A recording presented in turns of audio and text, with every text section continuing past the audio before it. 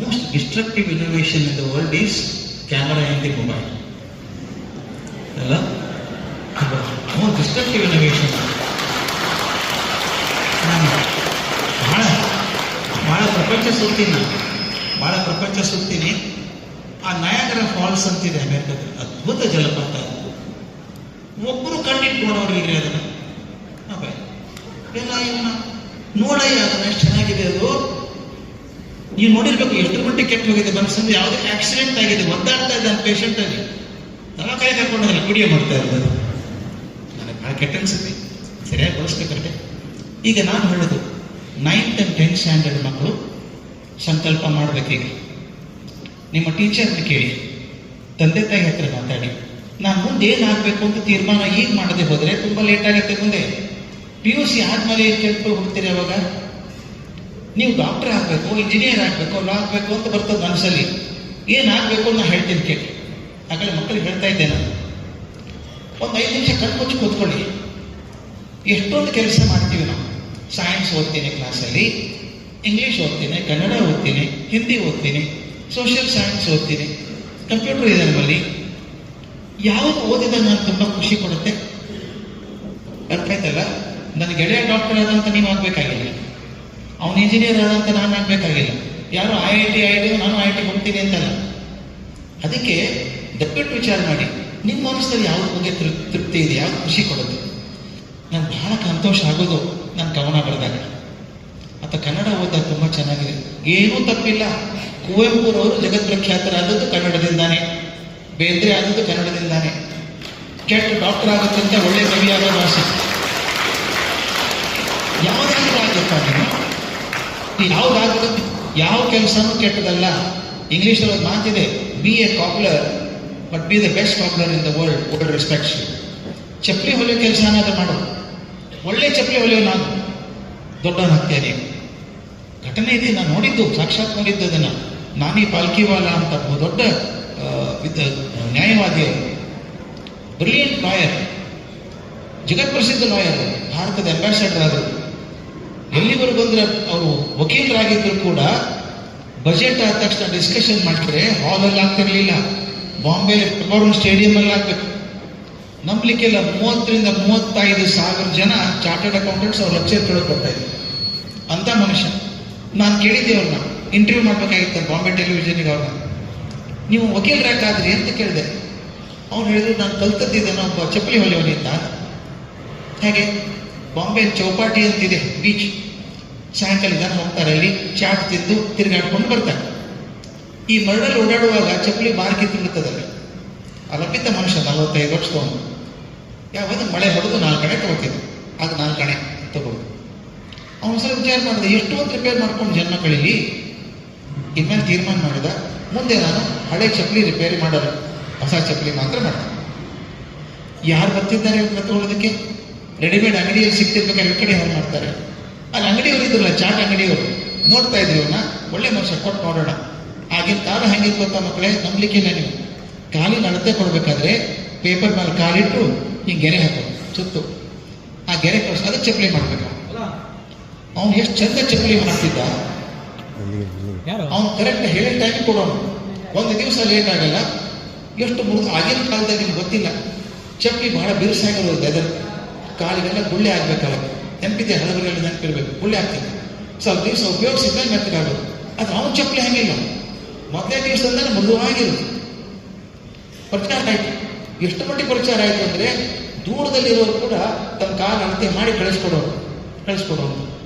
ವ್ಯಾಪಾರ ಎಷ್ಟು ಚೆನ್ನಾಗಾಯಿತು ಅಂದರೆ, ದಾನಿ ಪಾಲಿಕೆವಾಲೆ ಹೇಳೋರು, ಮುಂದೆ 15 ವರ್ಷದೊಳಗೆ, ಅಂದರೆ 60-65 ವರ್ಷ ಆಗೋದ್ರೊಳಗೆ ಅವನೊಂದು ಕಂಪನಿ ಮಾಡಿದ್ದ, 13 ಕೋಟಿ ರೂಪಾಯಿ ವ್ಯವಹಾರ ಇತ್ತಲ್ಲಿ. ಐ ಆಮ್ ಟಾಕಿಂಗ್ ಅಬೌಟ್ 1971 ಅಲ್ಲಿ. 1970 13 ಕೋಟಿ ವ್ಯವಹಾರ ಆಯಿತು ಅವನಿಗೆ.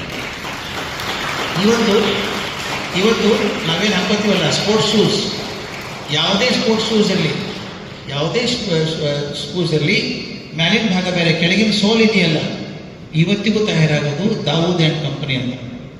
ಆ ಮುದುಕ ಅವ್ನು ದಾವೂದ್ ಅಂತ ತೀರ್ಕೊಂಡವನು. ಆ ದಾವೂದ್ ಅಲ್ಲ, ಪಾಕಿಸ್ತಾನಿ ದಾವೂದ್ ಅಲ್ಲ, ಇವನು ದಾವೂದ್ ಒಳ್ಳೆ ಮನುಷ್ಯ. ಚಪ್ಪಲಿ ಸೋಲ್ ಮಾಡ್ತಿದ್ದ. ಇವತ್ತಿಗಾದ್ರೂ ಅವನ ಮಕ್ಕಳಿದ್ದಾರೆ, ಮೊಮ್ಮಕ್ಕಳಿದ್ದಾರೆ, ಸಪರೇಟ್ ಏರ್ಪ್ಲೇನ್ ಅಲ್ಲಿ ಓಡಾಡ್ತಾರೆ, ಸ್ವಂತ ಏರ್ಕ್ರಾಫ್ಟ್ ಅಲ್ಲಿ ಓಡಾಡ್ತಾರೆ. ಇವತ್ತು 13,000 ಕೋಟಿ ಡಾಲರ್ಸ್ ಬೆಲೆ ಬಾಳುವಂಥ ಕಂಪನಿ ಆಗಿದೆ ದಾವೂದ್ ಆ್ಯಂಡ್ ಅಸೋಸಿಯೇಟ್ಸ್. ಅವ್ನು ಹೇಳ್ತಿದ್ದ ಚಪ್ಪಲಿ ಹೊಲಿಯೋನು, ಅವ್ನು ತೀರ್ಮಾನ ಮಾಡಿದ ನಾ ಚಪ್ಪಲಿ ಚಲೋನೇ ಹೊಲಿತೀನಿ, ಕರೆಕ್ಟ್ ಟೈಮ್ ಕೊಡ್ತೀನಿ ಅಂದ. ದೊಡ್ಡವನಾಗಲಿಲ್ಲ ಅವನು. ಆದ್ದರಿಂದ ದಯವಿಟ್ಟು ಮಕ್ಕಳೇ, ನಿಮ್ಮ ಮನಸ್ಸಲ್ಲಿ ಏನಿದೆ ನೀವು ತೀರ್ಮಾನ ಮಾಡಬೇಕು, ಹಂಚ್ಕೊಳ್ಳಿ. ಡೌಟ್ ಇದ್ದರೆ ಟೀಚರ್ ಹತ್ರ ಹೋಗಿ ಕೇಳಿ, ಎಕ್ಸ್ಪರ್ಟ್ಸ್ ಹತ್ರ ಕೇಳಿ, ಸರ್ ನನ್ನ ಮನಸ್ಸಲ್ಲಿ ಹಿಂಗಿದೆ ಮಾಡ್ಬೋದಾ ಇದನ್ನು. ವಿರಾಟ್ ಕೊಹ್ಲಿ ಡಿಗ್ರಿ ಮಾಡಲಿಲ್ಲ, ಆದರೆ ಎಷ್ಟೊಂದು ಜನ PhD ಮಾಡಿದವ್ರಿಗಿಂತ ಚೆನ್ನಾಗಿ ಮಾಡಿದ್ದಾರೆ ಅಲ್ವಾ. ಅವನು ಗಳಿಸಿದ್ದು ಹೆಸರು ಮತ್ತು ದುಡ್ಡು ಯಾವ ಡಾಕ್ಟ್ರು ಗಳಿಸೋಕೆ ಸಾಧ್ಯ ಇಲ್ಲ. ರೋಹಿತ್ ಶರ್ಮಾ ಹುಡುಗ ಹಾಲು ಮಾಡ್ತಿದ್ದ, ಬಡ್ತಾನ, ಮನೇಲಿ ಇಟ್ಕೊಳ್ಳೋಕ್ಕಾಗಲ್ಲ ಅಂತ ಅಮ್ಮ ಅಣ್ಣನ ಮನೆ ಸೋದರ ಮಾವನ ಮನೆ ಕಳಿಸಿದ್ದು. ಅಲ್ಲಿ ಬೆಳಗ್ಗೆ ಪೇಪರ್ ಹಾಕಬೇಕು, ಹಾಲು ಮಾರಬೇಕು ಹುಡುಗ. ಕ್ರಿಕೆಟ್ ಹುಚ್ಚು, ರಸ್ತೆಯಲ್ಲೇ ಕ್ರಿಕೆಟ್ ಆಡಬೇಕು. ಇವತ್ತು ಅವನ ಅಮೌಂಟ್ ಎಷ್ಟಿದೆ ಅಂತ ಯಾರಿಗೂ ಗೊತ್ತಿಲ್ಲ. ಯಾಕೆ ಹೇಳ್ತಿದ್ದೇನೆ ಅಂದರೆ ಬರೀ ದುಡ್ಡಲ್ಲ, ಹೆಸರು ಕೂಡ ಬಂತಲ್ಲ. ತೆಂಡೂಲ್ಕರ್ ಡಿಗ್ರಿ ಆಗಲೇ ಇಲ್ಲ, 11ನೇ ಕ್ಲಾಸ್ ಫೇಲು ಮ್ಯಾಥಮೆಟಿಕ್ಸಲ್ಲಿ, but youngest Bharat Ratna in the country. ಅದಕ್ಕೆ ದಯವಿಟ್ಟು ಹೇಳೋದು, ಯಾವ ಮಾರ್ಗ ಹಾಸ್ಕೋತೀರಿ ನಿಮ್ಮ ಹೃದಯಕ್ಕೆ ಹೊಂದೋಗಿರ್ಬೇಕು. ಹಂಚ್ಕೊಳ್ಳಿ, ನಾನು ಕ್ರಿಕೆಟ್ ಆಡ್ಬೇಕಂತಿದ್ದೀನಿ, ಸೀರಿಯಸ್ ಆಗ ಅರ್ಧ ಬೇಡ. ಕ್ರಿಕೆಟ್ ಆಡುವಾಗ ಮ್ಯಾಥಮೆಟಿಕ್ಸ್ ನೆನೆಸ್ಕೋಬೇಡ, ಮ್ಯಾಥಮೆಟಿಕ್ಸ್ ಮಾಡುವಾಗ ಕ್ರಿಕೆಟ್ ಆಡಬೇಡ. ಯಾವುದಾದ್ರೂ ಒಂದು ಗಟ್ಟಿ ಮಾಡಿ. ಈ ಹುಡುಗರು ಈ ವಯಸ್ಸಿಗೆ ಮಾಡಬೇಕು. ಮತ್ತು ಇನ್ನೊಂದು ನಾವೇನು ಮಾಡಿದ್ದೀವಿ ಅಂದರೆ PUC ಕಾಲೇಜಲ್ಲಿ ಬಹಳ ಒತ್ತಡ ಇದೆ ಮಕ್ಕಳ ಮೇಲೆ. 2 ವರ್ಷ ಮಕ್ಕಳಿಗೆ ಅಪ್ಪ ಅಮ್ಮನ ಹೆಸರು ಕೂಡ ಮರೆತು ಹೋಗುತ್ತೆ. PCMP. ಆ ಒತ್ತಡದಲ್ಲಿ ಮಾಡಿದಾಗ ಚೆನ್ನಾಗಿರಲ್ಲ. ಒತ್ತಡ ಜಾಸ್ತಿ ಇರಬಾರ್ದು, ಅದು ಇರಬೇಕು. ಪ್ರೆಷರ್ ಕೆಲಸ ಮಾಡ್ತೀನಿ ಅಂತ ಇರಬೇಕು, ಉಡಾಫೆ ಇರಬಾರ್ದು. ಆದರೆ ತುಂಬ ಒತ್ತಡದಲ್ಲಿ ಕೆಲಸ ಮಾಡಬಾರ್ದು. ಒಂದು ತಮಾಷೆ ಹೇಳ್ಬಿಡ್ತೀನಿ ನಿಮಗೆ. ಚೀನಾ ದೇಶದಲ್ಲಿ ಒಬ್ಬ ರಾಜ ಇದ್ದ. ಒಬ್ಬ ಹುಡುಗ ಬಂದ, ತರುಣ, ಬಾಣ ಬಿಡೋದ್ರಲ್ಲಿ ಎಕ್ಸ್ಪರ್ಟ್. ಅವನು ಆರ್ಚರಿ ಅಂತ ಹೇಳ್ತೀವಲ್ಲ, ಎಕ್ಸ್ಪರ್ಟ್. ಯಾವುದೇ ಗುರಿ ಪಟ್ಟಂತ ಹೊಡಿತಿದ್ದ. ಅವನ ಆಸೆ ಬಂದ, ಈ ಪ್ರಶಸ್ತಿಗಳ ಆಸೆ ಬಹಳ ಕೆಟ್ಟು. ಅವನು ರಾಜನ ಕಡೆ ಹೋದ, ನನಗೊಂದು ಸರ್ಟಿಫಿಕೇಟ್ ಕೊಡಿ, ಚೀನಾ ದೇಶದ ಅತ್ಯಂತ ದೊಡ್ಡ ಬಿಲ್ಲುಗಾರ ಅಂತ ಅವಾರ್ಡ್ ಕೊಡಿ ನನಗೆ ಅಂತ ಹೇಳಿ. ಅವನ ಹೆಸರು ಕೇಳಿದ್ದ ರಾಜ. ಕೊಡ್ಬೋದು ಅಂತ, ಇವಕ್ಕಿಂತ ಚೆನ್ನಾಗಿ ಬಾಣ ಬಿಡೋರು ಯಾರೂ ಇಲ್ಲ, ಕೊಡ್ಬೋದು ಅಂತ. ಮಂತ್ರಿಗಳು ಹಾಗಲ್ಲ, ಬ್ರೇಕ್ ಎದ್ದಂಗೆ, ಬೇಡ ಮಹಾರಾಜ್ರೆ, ತಕ್ಷಣ ಕೊಡೋದು ಬೇಡ, ಅವ್ನು ಚೆನ್ನಾಗಿದ್ದಾನೆ ಅಂತ ಯಾರು ಸರ್ಟಿಫೈ ಮಾಡೋರು. ನಮ್ಮಲ್ಲೊಬ್ಬಿದ್ದ ಮನುಷ್ಯ ಹಿಂದೆ, ಅವನಂತ ಬಿಲ್ಲುಗಾರ ನಾವು ನೋಡಿಲ್ಲ, ಅವ್ನು ಕಾಡಲ್ಲಿದ್ದಾನೆ. ಈಗ ಅವನ ಕಡೆ ಸರ್ಟಿಫಿಕೇಟ್ ತಂದುಬಿಡ್ಲಿ, ಅವನು ಕೊಡೋಣ. ರಾಜ ಹಾಗೆ ಮಾಡಪ್ಪ, ಕಾಡಿಗೆ ಹೋಗು, ಹಳೆಯ ಬಿಲ್ಲುಗಾರ ಇದ್ದಾನಲ್ಲ, ಅವನ ಕಡೆ ಸರ್ಟಿಫಿಕೇಟ್ ತಂದುಬಿಡು, ನೀವು ಒಳ್ಳೆಯವನು ಅಂತ ಕೊಡ್ತೀನಿ ಅಂತ. ಇವನಂತ ಇದೇನು ಕಿರಿಕಿರಿ ಅಂತ ರಾಜ ಕೊಡೋಗ್ತಾ ಇದ್ದೆ. ಅವನ ಮುದುಕ ಹೋದ, ಹೊಡ್ಕೊಂಡು ಕಾಡಿಗೆ ಒಳಗೆ ಹೋದ. ಎಲ್ಲೋ ಒಂದು ಸಣ್ಣ ಗುಡಿಸ್ಲು, ಅಲ್ಲಿದ್ದಾನ. ಅವನ ಕೆಲಸ ಏನು ಗೊತ್ತಾ, ಕಾಡಲ್ಲಿ ಎಲ್ಲೆಲ್ಲಿ ಬೋಳಾಗಿದೆಯೋ ಗಿಡ ಹಾಕೋದು, ನೀರು ಹಾಕೋದು, ಅಷ್ಟೇ ಕೆಲಸ. ಇವ್ರು ಹೋದ, ನಾನು ಬಂದಿದ್ದೀನಿ, ದೊಡ್ಡ ಬಿಲ್ಲುಗಾರ ನಾನು, ಚೀನಾ ದೇಶದ್ದು, ಸರ್ಟಿಫಿಕೇಟ್ ಕೊಡುವಂಥ ರಾಜನಿಗೆ ನೀನು ಸರ್ಟಿಫಿಕೇಟ್ ತಗೊಂಡು ಕೊಟ್ಬಿಡಪ್ಪ ನನಗೆ ಅಂತ. ಇವರೇನು ಅಂದ್ಕೊಳ್ಳೋ ತಕ್ಷಣ ಕೊಟ್ಬಿಡ್ತಾನೆ ಅಂತ. ಹೌದಾ, ಬಿಲ್ಲುಗಾರ ಏನೋ ನೀನು ಅಂತ ಹೇಳಿದ್ರು. ಹೌದು, ಬಿಲ್ ಎಲ್ಲಿದೆ, ಇಲ್ಲಿ ತೋ. ಬಿಲ್ಲು ಬಾಣ ಇಸ್ಕೊಂಡ್ಬಿಟ್ಟ ಮುದುಕ. ಇವನು ಆ ಗುಡಿಸಲು ಕಪಾಟಲ್ಲಿ ಬಿಲ್ಲಿ ಹಾಕಿ ನೀರು ಹಾಕ್ಬಿಟ್ಟ. ಬಾ ನನ್ನ ಜೊತೆಗೆ ಅಂತ. ಏನು ನೀರು ಹಾಕುವ ಗಿಡಕ್ಕೆ? ನಾನು ಬಂದದ್ದು ಬಿಲ್ ಸರ್ಟಿಫಿಕೇಟ್ ತೊಗೊಳಕ್ಕೆ, ಗಿಡ ನೀರು ಹಾಕೋದಕ್ಕಲ್ಲ. ಸುಮ್ಮನೆ ಬಾ ನೀನು. 3 ದಿವಸ ಬರೀ ಗಿಡ ಹಚ್ಚೋದು, ನೀರು ಹಾಕೋದು, ಇದೇ ಕೆಲಸ. ಅವನಂದ, ಸ್ವಾಮಿ ನಾನು ಪರೀಕ್ಷೆ ಯಾವಾಗ ಮಾಡ್ತೀರಿ ನೀವು ಅಂತ. ಹೌದಲ್ಲ, ಮರ್ತೇ ಬಿಟ್ಟಿದ್ದು. ಬಾ, ಒಂದು ಗಿಡದ ಮೇಲೆ ಮಾರ್ಕ್ ಮಾಡಿದಂತ ದೂರ, ಇಲ್ಲೊಂದು ಗೆರೆ ಹಾಕಿದ, ಇಲ್ಲಿ ನಿಂತ್ಕೋ, ಕರೆಕ್ಟಾಗಿ ಮಾರ್ಕಿ ಹೊಡಿಬೇಕು. ನೀನು ಹೊಡಿತೀಯಾ? ಅದೇನು ಸುಲಭ ಅಂತ ನಾನು ಹೊಡ್ತೀನಿ. ಬಾಣ ಬಿಲ್ಲು ತಗೊಂಡ, ನಿಮ್ಮ ಕಣ್ಣು ಚಿತ್ರ ಬರಬೇಕು. ಬಿಲ್ ಬಾಣ ಹೂಡಿ ಹಿಂಗೆ ಎಳೆದ, ಕಿವಿವರೆಗೂ ಎಳೆದ. ಇನ್ನೇನು ಬಿಡಬೇಕು ಅಂತ ಹೊತ್ತಿಗೆ ಮುದುಕ ಹೋಗಿದ. ಸ್ಟಾಪ್ ಅಂತ. ಯಾಕೆ? ಗುರಿ ತಪ್ಪು ಅಂದ. ನಾ ಬಿಟ್ಟೆ ಇಲ್ಲ ಇಲ್ಲ ಅಂದ. ಗುರಿ ತಪ್ಪು, ಬಿಡು, ಬಾಣ ಬಿಲ್ಲುತ್ತಾ ಮತ್ತೆ ಕಪಟ ಹಾಕಿದ, ಕೀಲಿ ಹಾಕಿದಪ್ಪ, ಗಿಡಕ್ಕೆ ನೀರು ಹಾಕೋಣ. ಇವ್ನು ಸರ್ಟಿಫಿಕೇಟ್ ಬೇಕಲ್ಲ ಇವರಿಗೆ. ಮತ್ತೆ 3 ದಿವಸ ಇದೇ ಕೆಲಸ.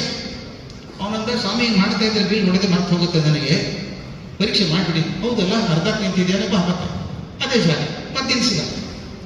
ಗುರಿ ಹೊಡಿಬೇಕು ಈ ಸಲ, ಗುರಿ ತಪ್ಪಬಾರದು ಅಂತ. ಮತ್ತೆ ಎಳೆದು ಹಿಂಗೆ ಬಿಡಬೇಕು ಅನ್ನೋತಿ ಮತ್ತೆ ಮುಂದಕ್ಕೆ ಹೋಗಿದ. ಗುರಿ ತಪ್ಪು, ಬಿಡು ಅಂತ. ಇವ್ರಿಗೆ ಕೋಪ ಬಂದೆ. ನಾನು ಬಾಣನೇ ಬಿಟ್ಟಿಲ್ಲ, ಗುರಿ ತಪ್ಪು ಅಂತ ಹೆಂಗೆ ಹೇಳ್ತೀವಿ ನೀವು? ನಾನು ತಪ್ಪು, ಗುರಿ ತಪ್ಪಿದೆ, ಬಾಗಿ ಮತ್ತೆ ಕಪಾಟಲ್ಲಿ ಕಿಲ್ಲಿ ಹಾಕಿ.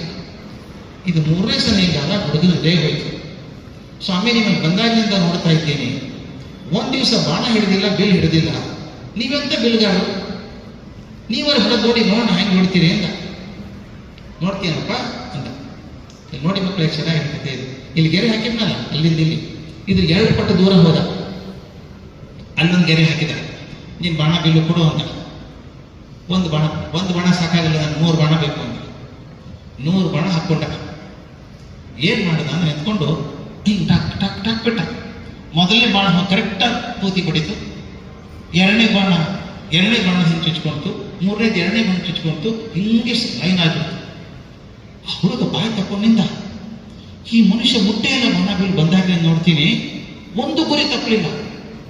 ಕಾಲು ಹಿಡ್ಕೊಂಬಿಟ್ಟ, ನನ್ನ ಸರ್ಟಿಫಿಕೇಟ್ ಬೇಡಪ್ಪ, ನನಗೆ ನಿಮ್ಮ ಜೊತೆ ಇಟ್ಕೊಂಡ್ಬಿಡ್ತು, ಕಲಿಸ್ಬಿಡು ನನಗೆ. ವ್ಯತ್ಯಾಸ ಏನು ಕಂಡಿತು ನಿನಗೆ ಅಂತ ಕೇಳಿದ ಹುಡುಗ. ಅವನು ಹೇಳ್ದ, ವ್ಯತ್ಯಾಸ ಕಂಡದ್ದೇನು ಗೊತ್ತಾ, ನೀವು ಬಾಣ ಬಿಡ್ಬೇಕಾದ್ರೆ ನಗನಗ್ತಾ ಇದ್ರಿ, ಟೆನ್ಷನ್ನೇ ಇರಲಿಲ್ಲ. ಆದ್ರೆ ನಾನು ಬಿಡ್ಬೇಕಾದ್ರೆ ಉಸಿರು ಬಿಗಿ ಹಿಡಿದು ಟೆನ್ಷನ್ ಇತ್ತ ಮನಸ್ಸಲ್ಲಿ. ನೀವು ಆರಾಮಾಗಿ ನಗನಗ್ತಾ ಬಿಡ್ತಾ ಇದ್ರಿ. This is the beauty of A master beauty. ಆರಾಮ ಕೆಲಸ ಹಾಗೆ ದಯವಿಟ್ಟು ತಿಳ್ಕೋಬೇಕು. ಯಾವಾಗ ನಾನು ಒತ್ತಡದಲ್ಲಿ ಕೆಲಸ ಮಾಡ್ತೀನೋ ಪರ್ಫಾರ್ಮೆನ್ಸ್ ಗೆಟ್ಸ್ ಅಫೆಕ್ಟೆಡ್, ಪರ್ಫಾರ್ಮೆನ್ಸ್ ಕಮ್ಮಿ ಆಗಿದೆ. ಅದಕ್ಕೆ ನಾವೇನು ಮಾಡ್ತೀವಿ, ಮಕ್ಕಳಿಗೆ ಮಾಡ್ತೀವಿ ಕೌನ್ಸಿಲಿಂಗ್ ಕ್ಲಾಸಸ್ ಮಾಡಬೇಕು. ಇವ್ರಿಗೆ ಕೌನ್ಸಿಲಿಂಗ್ ಕ್ಲಾಸಸ್ ಅಷ್ಟೇ ಅಲ್ಲ, ಸ್ವಲ್ಪ ಸಾಹಿತ್ಯ ಕಲಿಸ್ಬೇಕು, ಅವರಿಗೆ ಕತೆ ಕಲಿಸ್ಬೇಕು.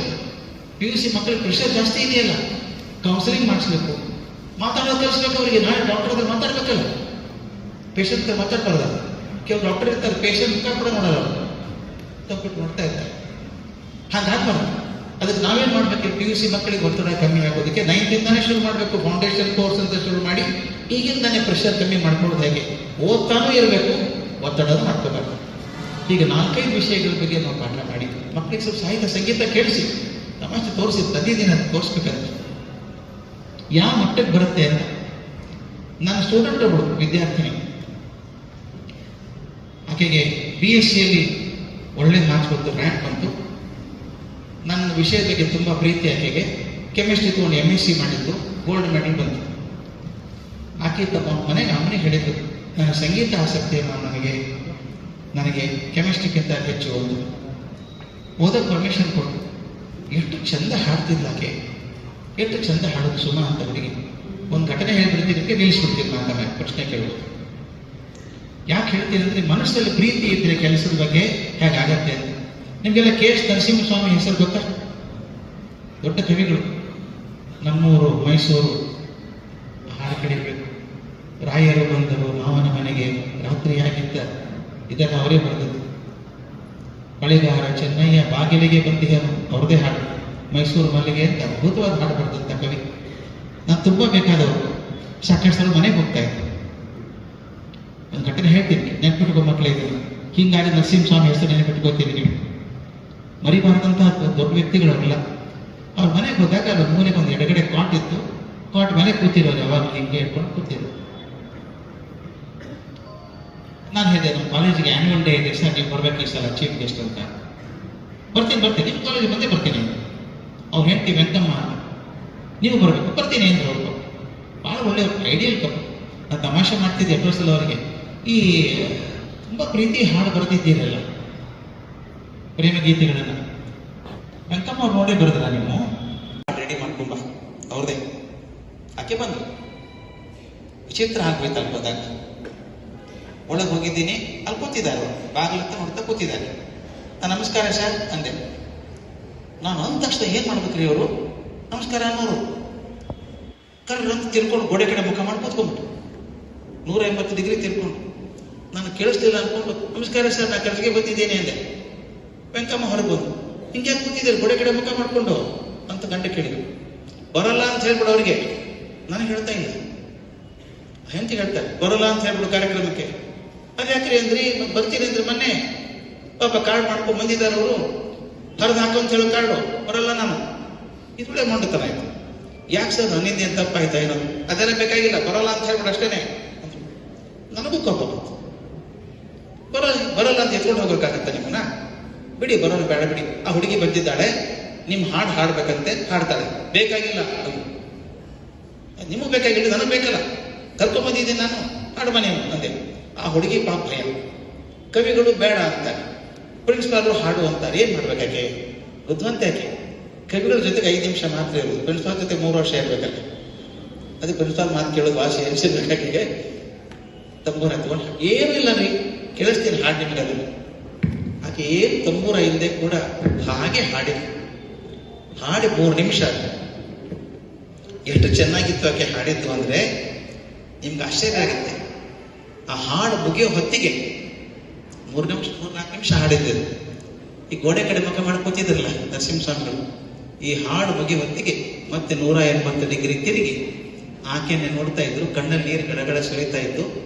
ನನಗೆ ಗರ್ಜಿಗೆ ಅವರೇ, ನಿಮ್ಮ ಕಾಲೇಜಿಗೆ ಬಂದಾಗ ಇನ್ನೊಮ್ಮೆ ಹಾಡಿಸ್ಬೇಕು ಈ ಕಡೆಯಿಂದ ಅಂದ್ರೆ ಬರೋದು ಖಾತ್ರಿ ಆಯ್ತಾ? ಬಂದ್ರು, ಇನ್ನೊಂದ್ಸಲ ಹಾಡಿಸಿ ಕೇಳಿದ್ರು. ಯಾಕೆ ಇದನ್ನು ಹೇಳ್ತೀನಿ ಅಂದ್ರೆ ಅವ್ರದೇ ಹಾಡು ಅವ್ರ ಕಣ್ಣಲ್ಲಿ ನೀರು ತರಿಸುತ್ತೆ ಅಂದ್ರೆ ಸಾಹಿತ್ಯಕ್ಕೆ ಯಾವ ಶಕ್ತಿ ಇದೆ ಅಂತ ದಯವಿಟ್ಟು ನನ್ನ ಮಕ್ಕಳೆಲ್ಲ ಹೇಳ್ಬೇಕು. ನೀವು ಬರೀ ಅಭ್ಯಾಸ ಮಾಡೋದ್ರೊಳಗೆ ಹೇಳ್ತಾರೆ, ನಾವು ರಾತ್ರಿ 3 ಗಂಟೆವರೆಗೆ ಓದಿದೆ, ಏನು ಸಾಧನೆ ಇಲ್ಲ ಅದ್ರೊಳಗೆ. ಓದಿದ್ದು ಎಷ್ಟು ಅಂತಲ್ಲ, ಏನು ಓದಿದ್ರೆ ಅನ್ನೋದು ಮುಖ್ಯ. ಎಲೆಕ್ಟ್ರಿಕ್ ಬಿಲ್ ಬರುತ್ತೆ ಬರೀ ಜಾಸ್ತಿ, ಆದ್ರೆ ಓದಿದ್ದು ಹೋಗಿರಲ್ಲ. ಮನಸ್ಸನ್ನು ಫ್ರೆಶ್ ಮಾಡ್ಕೋಬೇಕು. ಒಂದು ಉದಾಹರಣೆ ಹೇಳಿದ್ದೆ, ಹೋಸಲ ಬಂದಾಗ ಅವರಿಗೆ ನೆಲ ಒರೆಸ್ತೀವಿ, ಬಟ್ಟೆ ತಗೊಂಡು ನೀರು ತುಂಬಾ ಬಿದ್ದಿದೆ, ಹಸಿ ಆದ್ರೆ ಏನ್ ಮಾಡುತ್ತೆ? ಹಿಡ್ಕೊಳ್ತಾ ಅದು ನೀರು ಇಲ್ಲ. ಅವಾಗೇನ್ ಮಾಡ್ತೀರ? ಅದನ್ನ ಹೋಗಿ ಹಿಂಡಿ ಬರ್ತೀರಿ, ಫ್ರೆಶ್ ಆಗತ್ತೆ, ಮತ್ತೆ ನೀರು ಹಿಡ್ಕೊಳುತ್ತೆ. ಹಾಗೆ ಮನಸ್ಸನ್ನು ಫ್ರೆಶ್ ಮಾಡ್ಕೊಳ್ಳೋಕೆ ಸಾಹಿತ್ಯ ಒಂದು. ಅದಕ್ಕೆ ನಾನು ಆಗಲೇ ಕನ್ನಡ ಟೀಚರು ಸಿಕ್ಕಿದ್ರು ಮೇಷ್ಟ್ರು ನನಗೆ, ಅವ್ರು ಹೇಳಿದೆ ಕನ್ನಡ ಚೆನ್ನಾಗಿ ಕಲಿಸಿ ಸರ್ ಹುಡುಗರಿಗೆ. ಈ ಹಾಡು ಕೇಳಿ ಸ್ವಲ್ಪ.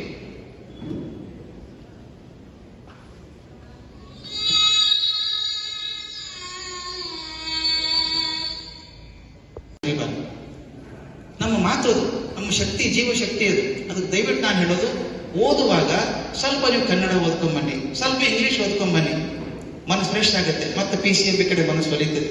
ಅದಕ್ಕೆ ನಮ್ಮಲ್ಲಿ ಏನ್ ಮಾಡ್ತೀವಿ? ಕಂಪಲ್ಸರಿ ಮಾಡ್ತೀವಿ. ಕನ್ನಡ ಚೆನ್ನಾಗಿ ಕಲಿಸ್ಬೇಕು, ಇಂಗ್ಲಿಷು ಕಲಿಸ್ಬೇಕು. PCMB ಮನಸ್ಸನ್ನ ಟೆನ್ಷನ್ ಕಮ್ಮಿ ಆಗುವ ಹಾಗೆ ಕೌನ್ಸಿಲರ್ಸ್ಗಳನ್ನು ಹೇಳಿಸ್ಬೇಕು, ಅವರಿಗೆ ಗುರಿ ಕಲಿಸ್ಬೇಕು, ಟ್ರೈನಿಂಗ್ ಮಾಡ್ಬೇಕು, ಕರಿಯರ್ ಆಪ್ಷನ್ಸ್ ಏನೇನಿದಾವೆ ಅಂತ. ಇದೆಲ್ಲ ದಯವಿಟ್ಟು ಮಾಡಿ. ಈ ಮಕ್ಕಳು ನಾಳೆ ಹೇಳಿದ್ದಲ್ಲ, ನಾಳಿನ ದೇಶದ ನಾಯಕರು, ಅವರು ಸರಿಯಾಗಿ ತಯಾರು ಮಾಡುವಂಥ ಕೆಲಸ ನಮ್ದೆಲ್ಲ ಇದೆ. ನೀವು ಪಾಲಕರು, ವಿದ್ಯಾರ್ಥಿಗಳು ಮತ್ತು ಶಿಕ್ಷಕರು 3 ಜನ ಸೇರಿದಾಗ ಮಾತ್ರ ಬದಲಾವಣೆ ಆಗೋ ಸಾಧ್ಯ ಇದೆ. ಇದು ತ್ರಿಕೂಟ ಇದೆ, ಶಿಕ್ಷಕರು, ಪಾಲಕರು, ವಿದ್ಯಾರ್ಥಿಗಳು. ಈ 3 ಜನ ಒಬ್ಬರಿಗೊಬ್ರು ಅರ್ಥ ಮಾಡ್ಕೊಂಡ್ರೆ ಮಾತ್ರ ಮಗು ತುಂಬಾ ಚೆನ್ನಾಗಿ ಮಾಡಕ್ ಬರುತ್ತೆ.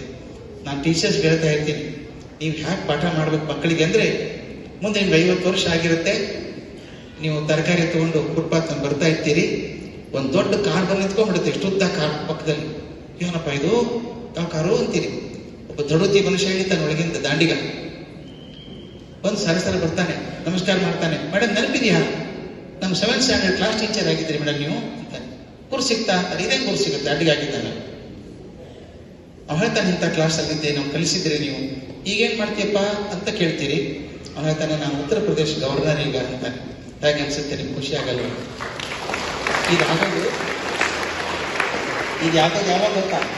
ಇದಾಗೋದು ಯಾವಾಗ ಗೊತ್ತಾ?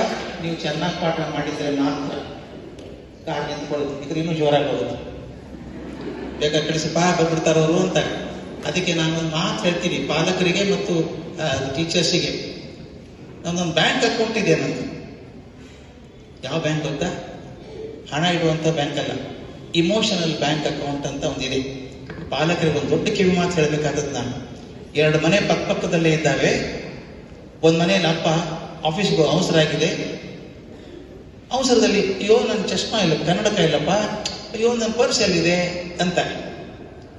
ಮಗಳು ಚಿಂತೆ ಮಾಡ್ಬಿಡಪ್ಪ, ನೀ ರೆಡಿ ಆಗೋ ತಂದು ಕೊಡ್ತೀವಿ, ಹುಡ್ಕಾಡಿ ಎಲ್ಲ ತಂದು ತಗೋಪ್ಪ ಹೋಗ್ಬಾ ಅಂತ ಕಳಿಸ್ತಾರೆ. ಇದು ಒಂದೇ ಮನೆ. ಇನ್ನೊಂದು ಮನೆ ಪಕ್ಕದಲ್ಲೇ ಇದೆ, ಅಲ್ಲೂ ಹಂಗೇನೆ, ಅಪ್ಪ ಅವಸರ ಆಗಿದೆ, ನನ್ನ ಕನ್ನಡಕ ಇಲ್ಲಪ್ಪ ಅಂತ. ಆ ಕೋಣೆಯಲ್ಲಿ ಕೂತ್ಕೊಂಡೆ ಮಗ ಆಗಿರ್ತಾನೆ, ಏನ್ ಕನ್ನಡಕ ನಮ್ಗೇನ್ ಗೊತ್ತು, ಹುಡುಕೋ ನೀನೆ ಅಂತ. 2 ಸೇಮ್ ಸಂಬಂಧ ತಾನೇ ಅದು, ಸೇಮ್ ಸಂಬಂಧ, ಅಪ್ಪ ಮಕ್ಕಳ ಸಂಬಂಧ. ಇಲ್ಲಾಕೆ ಹಿಂಗಾಯ್ತು? ಇದು ಡಿಪಾಸಿಟ್, ಬ್ಯಾಂಕ್ ಡಿಪಾಸಿಟ್ ಮಾಡ್ತೀವಲ್ಲ, ನೀವು 5,000 ರೂಪಾಯಿ ಬ್ಯಾಂಕ್ ಅಲ್ಲಿ ಇಟ್ರೆ ಮರುದಿವಸ 1,000 ರೂಪಾಯಿ ಚೆಕ್ ಕೊಟ್ರೆ ಕೊಡ್ತಾರೆ, ನಿಮ್ಗೆ ದುಡ್ಡು ಕೊಡ್ತಾರೆ. 5,000 ಇಟ್ಟು 10,000 ಚೆಕ್ ಕೊಟ್ರೆ ಬೌನ್ಸ್ ಆಗುತ್ತೆ, ಚೆಕ್ ದುಡ್ಡಿಲ್ಲ ಹೋಗ್ರಿ ಅಂತ. ಯಾವಾಗಲೂ ವಿಡ್ರಾವಲ್ ಅಂತ ಏನಿದೆಯೋ ಅದು ಡಿಪಾಸಿಟ್ಗಿಂತ ಕಮ್ಮಿ ಇರಬೇಕು. ವಿಡ್ರಾವಲ್ ಜಾಸ್ತಿ ಇದ್ರೆ ದುಡ್ಡು ಬರಲ್ಲ. ಈಗ ನೀವು ಕೂಡ ಅಪ್ಪ ಅಮ್ಮ ಆಗಿ ಮಕ್ಕಳಲ್ಲಿ ಇಮೋಷನ್ ಡಿಪಾಸಿಟ್ ಮಾಡಿದ್ದೀರಾ, ಆ ಪ್ರೀತಿ ಅಂತಃಕರಣ ಹಾಕಿದ್ದೀರಾ. ನ್ಯಾಗಿಂಗ್ ಆಗ್ಬಾರ್ದು. ನಾವು ಓದಿದ್ಯಾ ತಲೆ ಕೆಟ್ಟ ಹುಡುಗರಿಗೆ ಬಂದು ಅಮ್ಮ ಕೇಳ್ತಾಳೆ ಅಂತ ಗೊತ್ತಲ್ಲ, ಅದನ್ನ ಬಿಟ್ಟು ಬೇರೆ ಮಾತಾಡಿ. ನೀವು ಎಷ್ಟು ಪ್ರೀತಿ ಅಂತಃಕರಣಗಳನ್ನು ಡಿಪಾಸಿಟ್ ಮಾಡ್ತಿರೋ ಮಕ್ಕಳ ಮೇಲೆ ಅಷ್ಟು ವಿಡ್ರಾವಲ್ ಮಾಡ್ಕೊಳ್ಳೋಕೆ ಸಾಧ್ಯ ಇದೆ. ಇದನ್ನ ಇಮೋಷನಲ್ ಬ್ಯಾಂಕ್ ಅಕೌಂಟ್ ಅಂತ ಕರಿತೀನಿ ನಾನು. ಟೀಚರ್ಗೂ ಸರಿ ಇದು. ಟೀಚರ್ ಕೂಡ ನಿಮ್ಮ ಮಕ್ಕಳ ಮೇಲೆ ಎಷ್ಟು ಪ್ರೀತಿಯಿಂದ ಕಲಿಸಿದ್ದೀರೋ ಅವಾಗ ಬರ ಇಲ್ಲಿ ಸ್ವಲ್ಪ ಕೆಲಸ ಮಾಡಬೇಕು, ಟೇಬಲ್ ಎತ್ತಿಡು, ಸರ್ ಓಡಿ ಬರ್ತಾರೆ ಮಕ್ಕಳು. ಯಾಕಂದ್ರೆ ವಿಡ್ರಾವಲ್ ಡಿಪಾಸಿಟ್ ಜಾಸ್ತಿ ಇದೆ. ನೀವು ಡಿಪಾಸಿಟ್ ಮಾಡಲಾರ್ದ ಯಾರು ಮಾಡ್ರಪ್ಪ ಟೇಬಲ್ ಸರಿಸ್ಬೇಕು, ಅಯ್ಯೋ ಬಿಡ್ರಿ ಅಂತಾರೆ. ಅಂದ್ರೆ ನಾ ದಯವಿಟ್ಟು ತಂದೆ ತಾಯಿಯಲ್ಲಿ ಮತ್ತು ಟೀಚರಲ್ಲಿ ಬೇಡ್ಕೊಳ್ಳೋದು, please continue to deposit in the account of your children. ಎಷ್ಟು ಪ್ರೀತಿ ಅಂತಃಕರಣ ಹಾಕ್ತಿರೋ ಅಷ್ಟು ರಿಟರ್ನ್ ಮಾಡ್ತಾರೆ. ಕೊನೆಗೆ ಹೆಂಗ್ ಬರುತ್ತೆ ಗೊತ್ತಾ? ನೀವು ತುಂಬಾ ಪ್ರೀತಿ ಮಕ್ಕಳ ಮೇಲೆ ಹಾಕಿದ್ರೆ ಅಪ್ಪ ಬೇಜಾರು ಮಾಡ್ಕೋತಾರಲ್ಲ ಅಂತಾದ್ರೂ ಕೆಲಸ ಮಾಡ್ತಾರೆ ಮಕ್ಕಳು, ಅಮ್ಮ ಬೇಜಾರು ಮಾಡ್ಕೋತಾರಲ್ಲ ಅಂತ ಕೆಲಸ ಮಾಡ್ತಾರೆ. ಡಿಪಾಸಿಟ್ ಇದೆ ಇಲ್ಲಿ. ಅದರಿಂದ let us think of making emotional deposits in the accounts of our children. Teachers and parents together we have to do it. ಅದು ಮಾಡಿದಾಗ ಈ ಮಕ್ಕಳಿದ್ದಾರಲ್ಲ ನಾಳೆ ದೊಡ್ಡವರಾಗ್ತಾರೆ. ದೊಡ್ಡವರಾಗಿ ಬಂದು ಹೇಳ್ತಾರೆ, ಅಮ್ಮ ಅವತ್ತು ನೀ ಹೇಳಿದೆಲ್ಲ ಅಮ್ಮ ಸರಿ ಆಯ್ತು ನೋಡು, ಅಪ್ಪ ನೀ ಹೇಳಿದಲ್ಲಿ ಹಾಗೆ ಮಾಡಿದ್ದೀನಿ ನೋಡು ಅಂತ ತೋರಿಸ್ತಾರೆ. ಸಂತೋಷ ಕ್ಷಣಗಳು. ಅದು ಬರಬೇಕಾದ್ರೆ ಇವತ್ತು ನಾವು ಕೆಲಸ ಮಾಡಬೇಕು. ನಾವು ಸಂಕಲ್ಪ ಮಾಡಬೇಕು. ಮಕ್ಕಳ ಸಂಕಲ್ಪ ಅಲ್ಲ ಇದು, ನಾವು ಕೂಡ ಸಂಕಲ್ಪ ಮಾಡಬೇಕು. ಶಿಕ್ಷಕರು ಮಾಡಬೇಕು, ಪಾಲಕರು ಮಾಡಬೇಕು, ಮಕ್ಕಳು 3 ಜನ ಸಂಕಲ್ಪ ಮಾಡಬೇಕು. ಮಾಡಿ ಸಾಧನೆ ಮಾಡೋಣ ಅಂತೇಳಿ ಮಾತು ನಿಲ್ಲಿಸ್ತೇನೆ. ನಿಮಗೆ ಏನಾದರೂ ಪ್ರಶ್ನೆಗಳಿದ್ರೆ ಕೇಳ್ಬೋದು.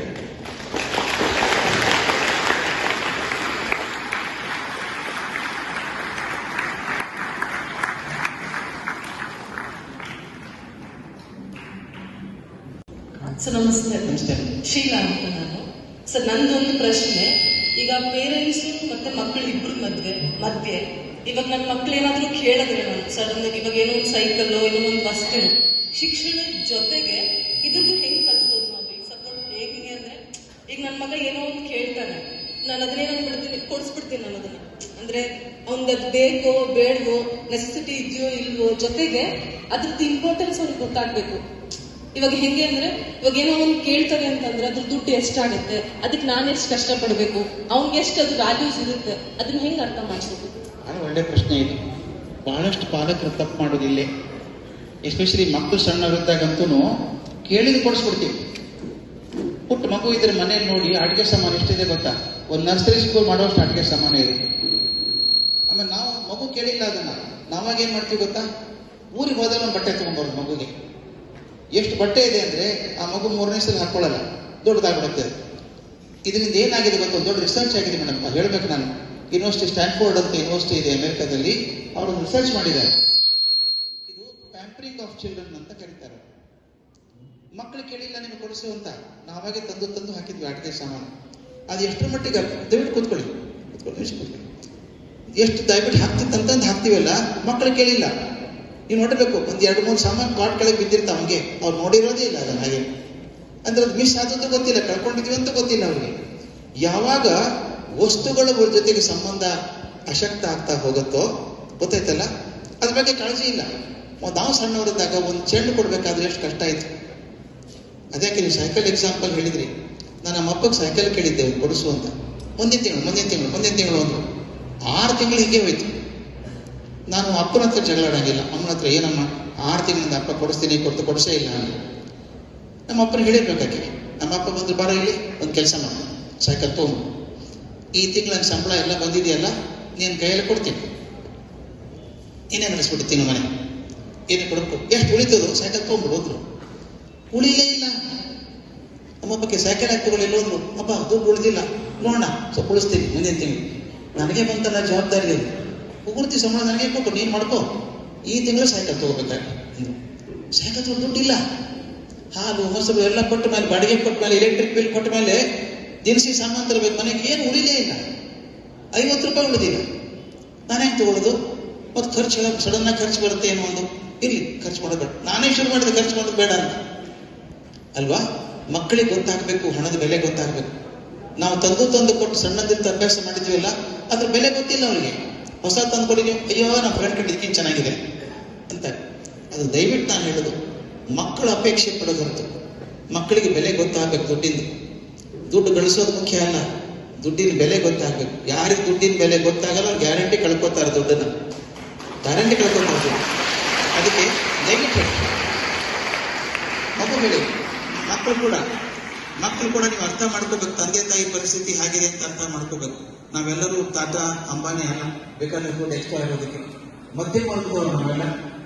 ಒಂಚೂರು ಕಟ್ಟಾದ್ರೆ ಮನಸ್ಸು ಮರ್ದಿದ್ದು ತೊಂದರೆ ಆಗುತ್ತೆ ನನಗೆ. ನಾನು ದಯವಿಟ್ಟು ಮಕ್ಕಳಿಗೆ ಅರ್ಥ ಮಾಡಿಸಿ, ನೋಡ್ಬಿಟ್ಟ ಕೆಲಸ ಮಾಡಿ, ನಾನು ದಯವಿಟ್ಟು ಹೇಳಿ ಇನ್ಕಮ್ ಎಷ್ಟಿದೆಯಪ್ಪ ನಮ್ದು, ಇಷ್ಟು ಇನ್ಕಮ್ ಬರುತ್ತೆ.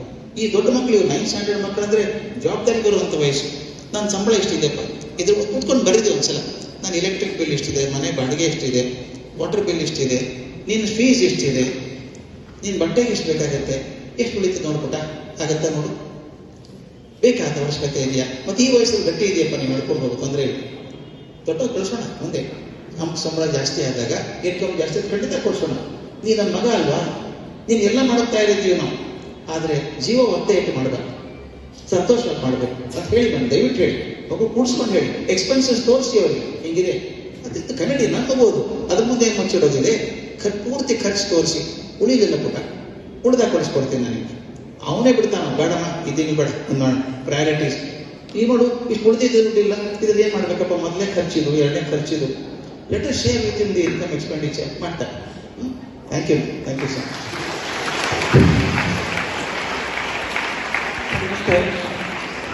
ವೆಂಕಟೇಶ್ ಅಂತ, ಕನ್ನಡ ಟೀಚರ್.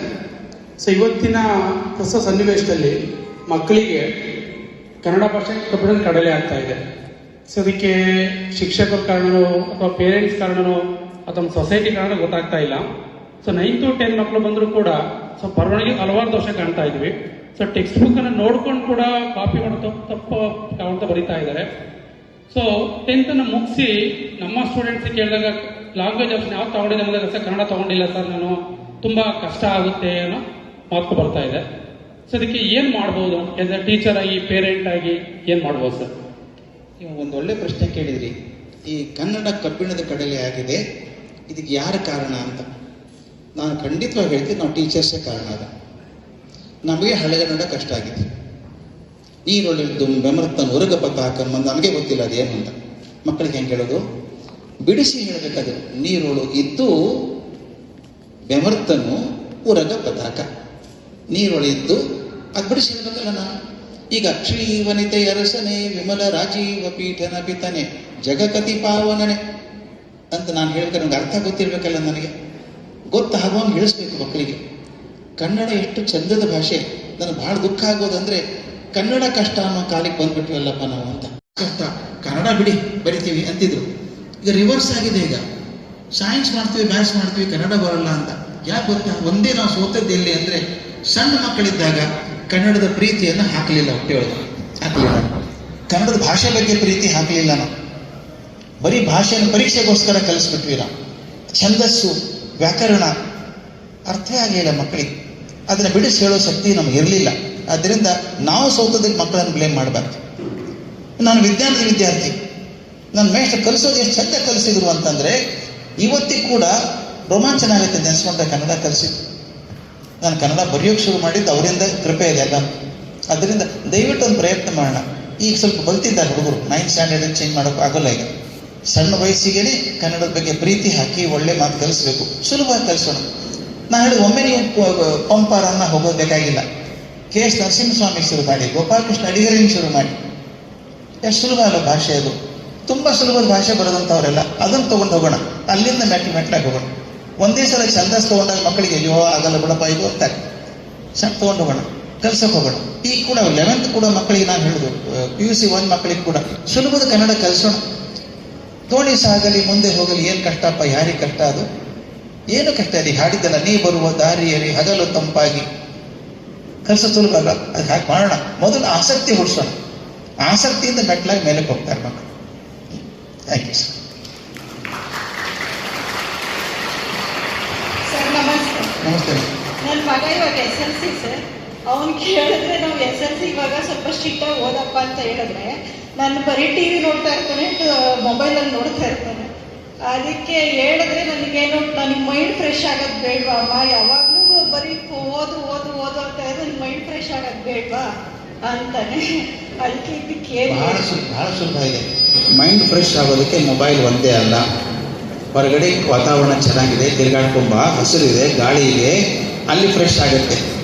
ಮೊಬೈಲಲ್ಲಿ ಇನ್ನೂ ಮೈಂಡ್ ಸ್ಟೇಲ್ ಆಗುತ್ತೆ, ಹಳಗಾಗ್ತಿನ್ನ ಕೆಟ್ಟ ಹಳೆ ಸುದ್ದಿನೇ ಬರೋದು ಬೇಡ.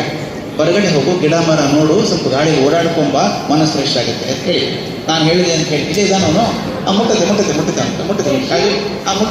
ಬೇಡ ಅವ್ನು ಕರಿಬೇಡಿ ನೋಡಿ ಅಮ್ಮ ಕರಿಬೇಡಿ ಮುಟ್ಟುತ್ತೆ ಇದೆಲ್ಲ ಇದಾರಲ್ಲ ಗೊತ್ತಾಗತ್ತೆ ಅವನಿಗೆ. ಮನಸ್ಸು ಸ್ವಚ್ಛ ಆಗ್ಬೇಕಾದ್ರೆ ಮನೆಯಲ್ಲಿ ಕೂತ್ರಾಗಲ್ಲ, ಹೊರಗಡೆ ಹೋಗ್ಬೇಕು, ಆಟ ಆಡಬೇಕು, ಬಯಲಲ್ಲಿ ಹೋಗಿ ಬರ್ಬೇಕು, ಸ್ವಚ್ಛ ಆಗುತ್ತೆ. ಸರ್ ನಮಸ್ತೆ ಸರ್. ನಮಸ್ತೆ. ನಮ್ಮ ಟೀಚರು, ನಾನೊಬ್ಬ ಕನ್ನಡ ಟೀಚರ್ ಮಂಜುಳಾ ಪಬ್ಲಿಕ್ ಸ್ಕೂಲಲ್ಲಿ. ನಮ್ಮ ಸಹ ಶಿಕ್ಷಕರು ಒಬ್ಬರು ಮಾತಾಡಿದ್ರು, ಮಕ್ಕಳು ಕನ್ನಡ ಭಾಷೆಯಲ್ಲಿ ಇದು ಆಗ್ತಿದೆ ಅಂತ. ಸರ್ ಇವಾಗ ಖಾಸಗಿ ಶಾಲೆಗಳಲ್ಲಿ ನಾವು ಪ್ರೈವೇಟ್ ಶಾಲೆಯಲ್ಲಿ ಕನ್ನಡ ಕಲಿಸೋದಕ್ಕೆ ತುಂಬ ಪ್ರಯತ್ನ ಮಾಡ್ತಾ ಇದ್ದೀವಿ. ಯಾಕಂದರೆ ಬೇರೆ ಭಾಷೆ ಎಲ್ಲ ಕಂಪ್ಲೀಟಾಗಿ ನೋಡೋದಾದರೆ ಎಲ್ಲ ಇಂಗ್ಲೀಷಲ್ಲೇ ಇರುತ್ತೆ. ಆದರೆ 40 ಮಿನಿಟ್ಸ್ ಅಷ್ಟೇ ನಮಗೆ ಕನ್ನಡ ಸಿಗೋದು. ಆ ಮಕ್ಕಳು ಏನು ಮಾಡ್ತಾರೆ ಅಂದರೆ ಕನ್ನಡ ಕಲಿಯೋಕ್ಕೆ ಆಸಕ್ತಿ ಇಲ್ಲ. ಕರ್ನಾಟಕದಲ್ಲಿ ಕನ್ನಡ ಭಾಷೆಯನ್ನು ನಾವು ಪ್ರೀತಿಸುವಂಥವರು ಕನ್ನಡ ಭಾಷೆಯನ್ನೇ ನೆಗ್ಲೆಕ್ಟ್ ಮಾಡ್ತಾರೆ. ಇದಕ್ಕೆ ನಿಮಗೊಂದು ನಿಮ್ಮ ಕಡೆಯಿಂದ ಒಂದು ಸಂದೇಶ ಸರ್. ದೊಡ್ಡ ಸಮಸ್ಯೆ ಏನಾಗಿದೆ ಅಂದರೆ ನಾವು ಕರಿಯರ್ ಅಂತ ಹೇಳಿ ಕರಿಯರ್ ಬೇಕಾದಂಥ ಸ್ಫೂರ್ತಿ ಕೊಡುವ ಶಕ್ತಿಯನ್ನು ಕಳೆದುಬಿಡ್ತಾ ಇದ್ದೀವಿ. ಸೈನ್ಸ್ ಓದು, ಫಿಸಿಕ್ಸ್, ಕೆಮಿಸ್ಟ್ರಿ ಓದಬೇಕು ನಿಜ, ಕನ್ನಡ ಬಿಟ್ಟು ಓದೋದಲ್ಲ ಅದು. ದಯವಿಟ್ಟು ತಿಳ್ಕೊಂಡ್ರೆ you are Ananthamurthy English teacher,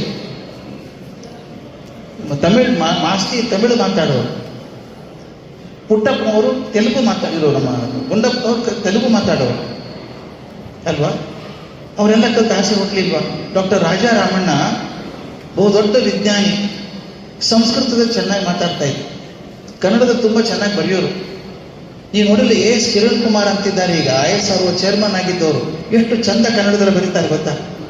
ಕನ್ನಡದಲ್ಲಿ ಓದೋರು, ನಾವೆಲ್ಲ ಕನ್ನಡ ಮೀಡಿಯಮಲ್ಲೇ ಓದೋರು. ಕನ್ನಡ ಬಗ್ಗೆ ಇವತ್ತಿಗೂ ಪ್ರೀತಿ ಇದೆ. ಏನಾಗಿದೆ ಗೊತ್ತಾ? ಇಬ್ಬರು ತಪ್ಪು ಮಾಡಿದ್ವಿ ನಾವು, ಶಾಲೆಯವರು ತಪ್ಪು ಮಾಡಿದ್ದೀವಿ, ಪಾಲಕರು ತಪ್ಪು ಮಾಡಿದ್ದಾರೆ. ಕನ್ನಡ ಬಿಟ್ಬಿಡಪ್ಪ PCMB ಓದು, ಕನ್ನಡ ಬಿಟ್ಬಿಡು PCMB ಓದು ಅಂದರೆ ನಮ್ಮ ಜೀವನ ಉದ್ಧಾರ ಆಗೋದು PCMB ಮಾತ್ರ ಅಂತ ಅಂದ್ಕೊಂಡಿದ್ದೀವಿ. ಹೌದು, ಕರಿಯರ್ ತಗೊಳ್ಳಿ, ಬೇಡ ಅನ್ನಲ್ಲ, ಕನ್ನಡ ಯಾಕೆ ಬಿಡಬೇಕು? ಪಕ್ಕದ ಮನೆ ಆಂಟಿ ಚೆನ್ನಾಗಿದ್ದಾರೆ ಅಂತ ಅಮ್ಮನ ಬಿಡೋಕ್ಕಾಗತ್ತ? ಹಾಗಲ್ಲ. ಅದಕ್ಕೆ ನಾವು ಇದೇನು ತಪ್ಪಾಗಿದೆ ಅಂದರೆ ಸರ್ ನಾವು 9th ಶುರು ಮಾಡ್ತೀವಿ, ಮೊದಲನೇ ಕ್ಲಾಸಿಂದಾನೇ ಶುರು ಮಾಡಬೇಕು ಆಸಕ್ತಿ ಉಳಿಸೋದಕ್ಕೆ. ಹುಡುಗರು ಅನ್ಬೇಕು ನಾವು ಕನ್ನಡ ಕಲಿಸಿ ಅಂತ ಕೇಳಬೇಕು. ಹಾಗೆ ಮಾಡೋಣ ಸರ್, ಜೊತೆಗೆ ಮಾಡೋಣ. ಮತ್ತೊಂದು ಪ್ರಶ್ನೆ sir, parents sir 9th 10th parents ಮಗು ಹೇಗೆ ಓದ್ತಿದ್ದಾನೆ ಅನ್ನೋದು ಕೆಲವು ಬರೋದೇ ಇಲ್ಲ. ಟೀಚರ್ ಜೊತೆಗೆ ಕಮ್ಯುನಿಟಿನೇ ಇಲ್ಲ, ಯಾವಾಗಲೂ ಬರ್ತಾರೆ. ಯಾಕಂದರೆ ಅವರು ವರ್ಕ್ ಬ್ಯುಸಿ ಇರ್ತಾರೆ, ಕೆಲವರು ಸಿಂಗಲ್ ಪೇರೆಂಟ್ ಇರ್ತಾರೆ. ಕೆಲಸ ಮಾಡಿದ್ರೇ ಸ್ಕೂಲ್ ಫೀಸು, ಅವ್ರ ಖರ್ಚು, ಮನೆಯೆಲ್ಲ ನಿಭಾಯಿಸಬೇಕು. ಸರ್ ಮಗುನ ಕರ್ಕೊಂಡ್ಬಂದು ನಿಮ್ಮ ಮಡ್ಲಿಗೆ ಹಾಕ್ಬಿಟ್ಟಿದ್ದೀವಿ ಸರ್, ಎಲ್ಲ ನೀವೇ ನೋಡ್ಕೋಬೇಕು ಸರ್. ಭಾಳ ಜನ ಪೇರೆಂಟ್ಸು ಶಾಲೆ ಅಂತ ಲಾಂಡ್ರಿ ಅಂತ ತಿಳ್ಕೊತಾರೆ. ಯಾಕಂದರೆ ಪ್ರತಿ ಮೀಟಿಂಗಲ್ಲೂ ಸಹ ನಾನು ಫೇಸ್ ಮಾಡಿದ್ದೀನಿ. ಸುಮಾರು 12 ವರ್ಷದಿಂದ ನಾನೊಬ್ಬ ಕ್ಲಾಸ್ ಟೀಚರ್ ಆಗಿ ನಾನು ವರ್ಕ್ ಮಾಡ್ತಾ ಇದ್ದೀನಿ, ಅದು 10th ಸ್ಟ್ಯಾಂಡರ್ಡಲ್ಲಿ. ಎಲ್ಲ ಪೇರೆಂಟ್ಸು ಬಂದು ಇದನ್ನೇ ಹೇಳ್ತಾರೆ ಸರ್, ಮಕ್ಕಳು ಮುಂದೆ ಅಳ್ತಾರೆ ಸರ್, ನಾನು ಸಿಂಗಲ್ ಪೇರೆಂಟ್ಸು, ಮತ್ತು ಹಸ್ಬೆಂಡ್ ಇದ್ದಾರೆ, ಕೆಲಸದಲ್ಲಿ ಬ್ಯುಸಿಯಲ್ಲಿ ನನ್ನ ಮಗು ನೋಡೋಕ್ಕಾಗ್ತಾಯಿಲ್ಲ, ಕರ್ಕೊಂಡ್ಬಂದು ನಿಮ್ಮ ಹತ್ರನೇ ಬಿಟ್ಬಿಟ್ಟಿದ್ದೀವಿ ಸರ್, ಎಲ್ಲ ನೀವೇ ನೋಡ್ಕೊಳ್ಳಿ ಸರ್. ಹೇಗಾಗಿದ್ದರೆ ಈ ಲಾಂಡ್ರಿ ಏನು ಮಾಡ್ತೀವಲ್ಲ, ಕೊಳಕ್ಕೆ ಬಟ್ಟೆ ಕೊಟ್ಟರೆ ಅವರೆಲ್ಲ ಒಗೆದು ಐರನ್ ಮಾಡಿ ಕೊಟ್ಬಿಡ್ತಾರೆ. ಶಾಲೆ ಲಾಂಡ್ರಿ ಅಲ್ಲ, ಶಾಲೆ ಲಾಂಡ್ರಿ ಅಲ್ಲ, ಇಬ್ಬರು ಜೊತೆಗೆ ಮಾಡಬೇಕಾಗದ್ದು. ಪಾಲಕರು ಹೇಳ್ಬೋದು ನನಗೆ ಅರ್ಥ ಆಗಲ್ಲ ವಿಷಯ ಅಂತ ಹೇಳೋದು, ತಪ್ಪೇನೂ ಇಲ್ಲ ಅದರಿಗೆ. ನನಗೂ ನನ್ನ ಮಗ ಏನು ಮಾಡ್ತಾನೆ ಗೊತ್ತಾಗಲ್ಲ, ಮಾತಾಡೋಕ್ಕೆ ಅಂತಂದರೆ ವಿಷಯ ಅರ್ಥ ಆಗಲಿಕ್ಕಿಲ್ಲ, ಪ್ರೀತಿಗೆ ಅರ್ಥ ಆಗುತ್ತೆ. ಕನ್ನಡ ಓದೋ ಪುಟ ನೀನು ಸ್ವಲ್ಪ ಚೆನ್ನಾಗಿ ಓದು ಅಂತ ಹೇಳ್ಬೋದು, ತೊಂದರೆ ಇಲ್ಲ. ಅದಕ್ಕೆ ನಾನು ಹೇಳಿದೆ 3 ತಿಂಗಳಿಗೆ ಒಂದ್ಸಲ ಆದರೂ ಪಾಲಕರು ದಯವಿಟ್ಟು ಕಾಲೇಜಿಗೆ ಹೋಗಿ ಶಾಲೆಗೆ ಹೋಗಬೇಕು, ಟೀಚರ್ ಹತ್ರ ಮಾತಾಡಬೇಕು, ಹುಡುಗ ಹೇಗೆ ಓದ್ತಾನೆ ಅಂತ ಕೇಳ್ಕೋಬೇಕು. ಒಂದ್ಸಲ ಪಾಲಕರು ಟೀಚರು ಒಂದಾಗಿದ್ದಾರೆ ಅಂತ ಗೊತ್ತಾದಾಗ ಮಕ್ಕಳು ಸರಿಯಾಗಿರ್ತಾರೆ. ಅದು ಮಾಡೋಣ, ಖಂಡಿತ ಮಾಡೋಣ. ಹಾಗೆ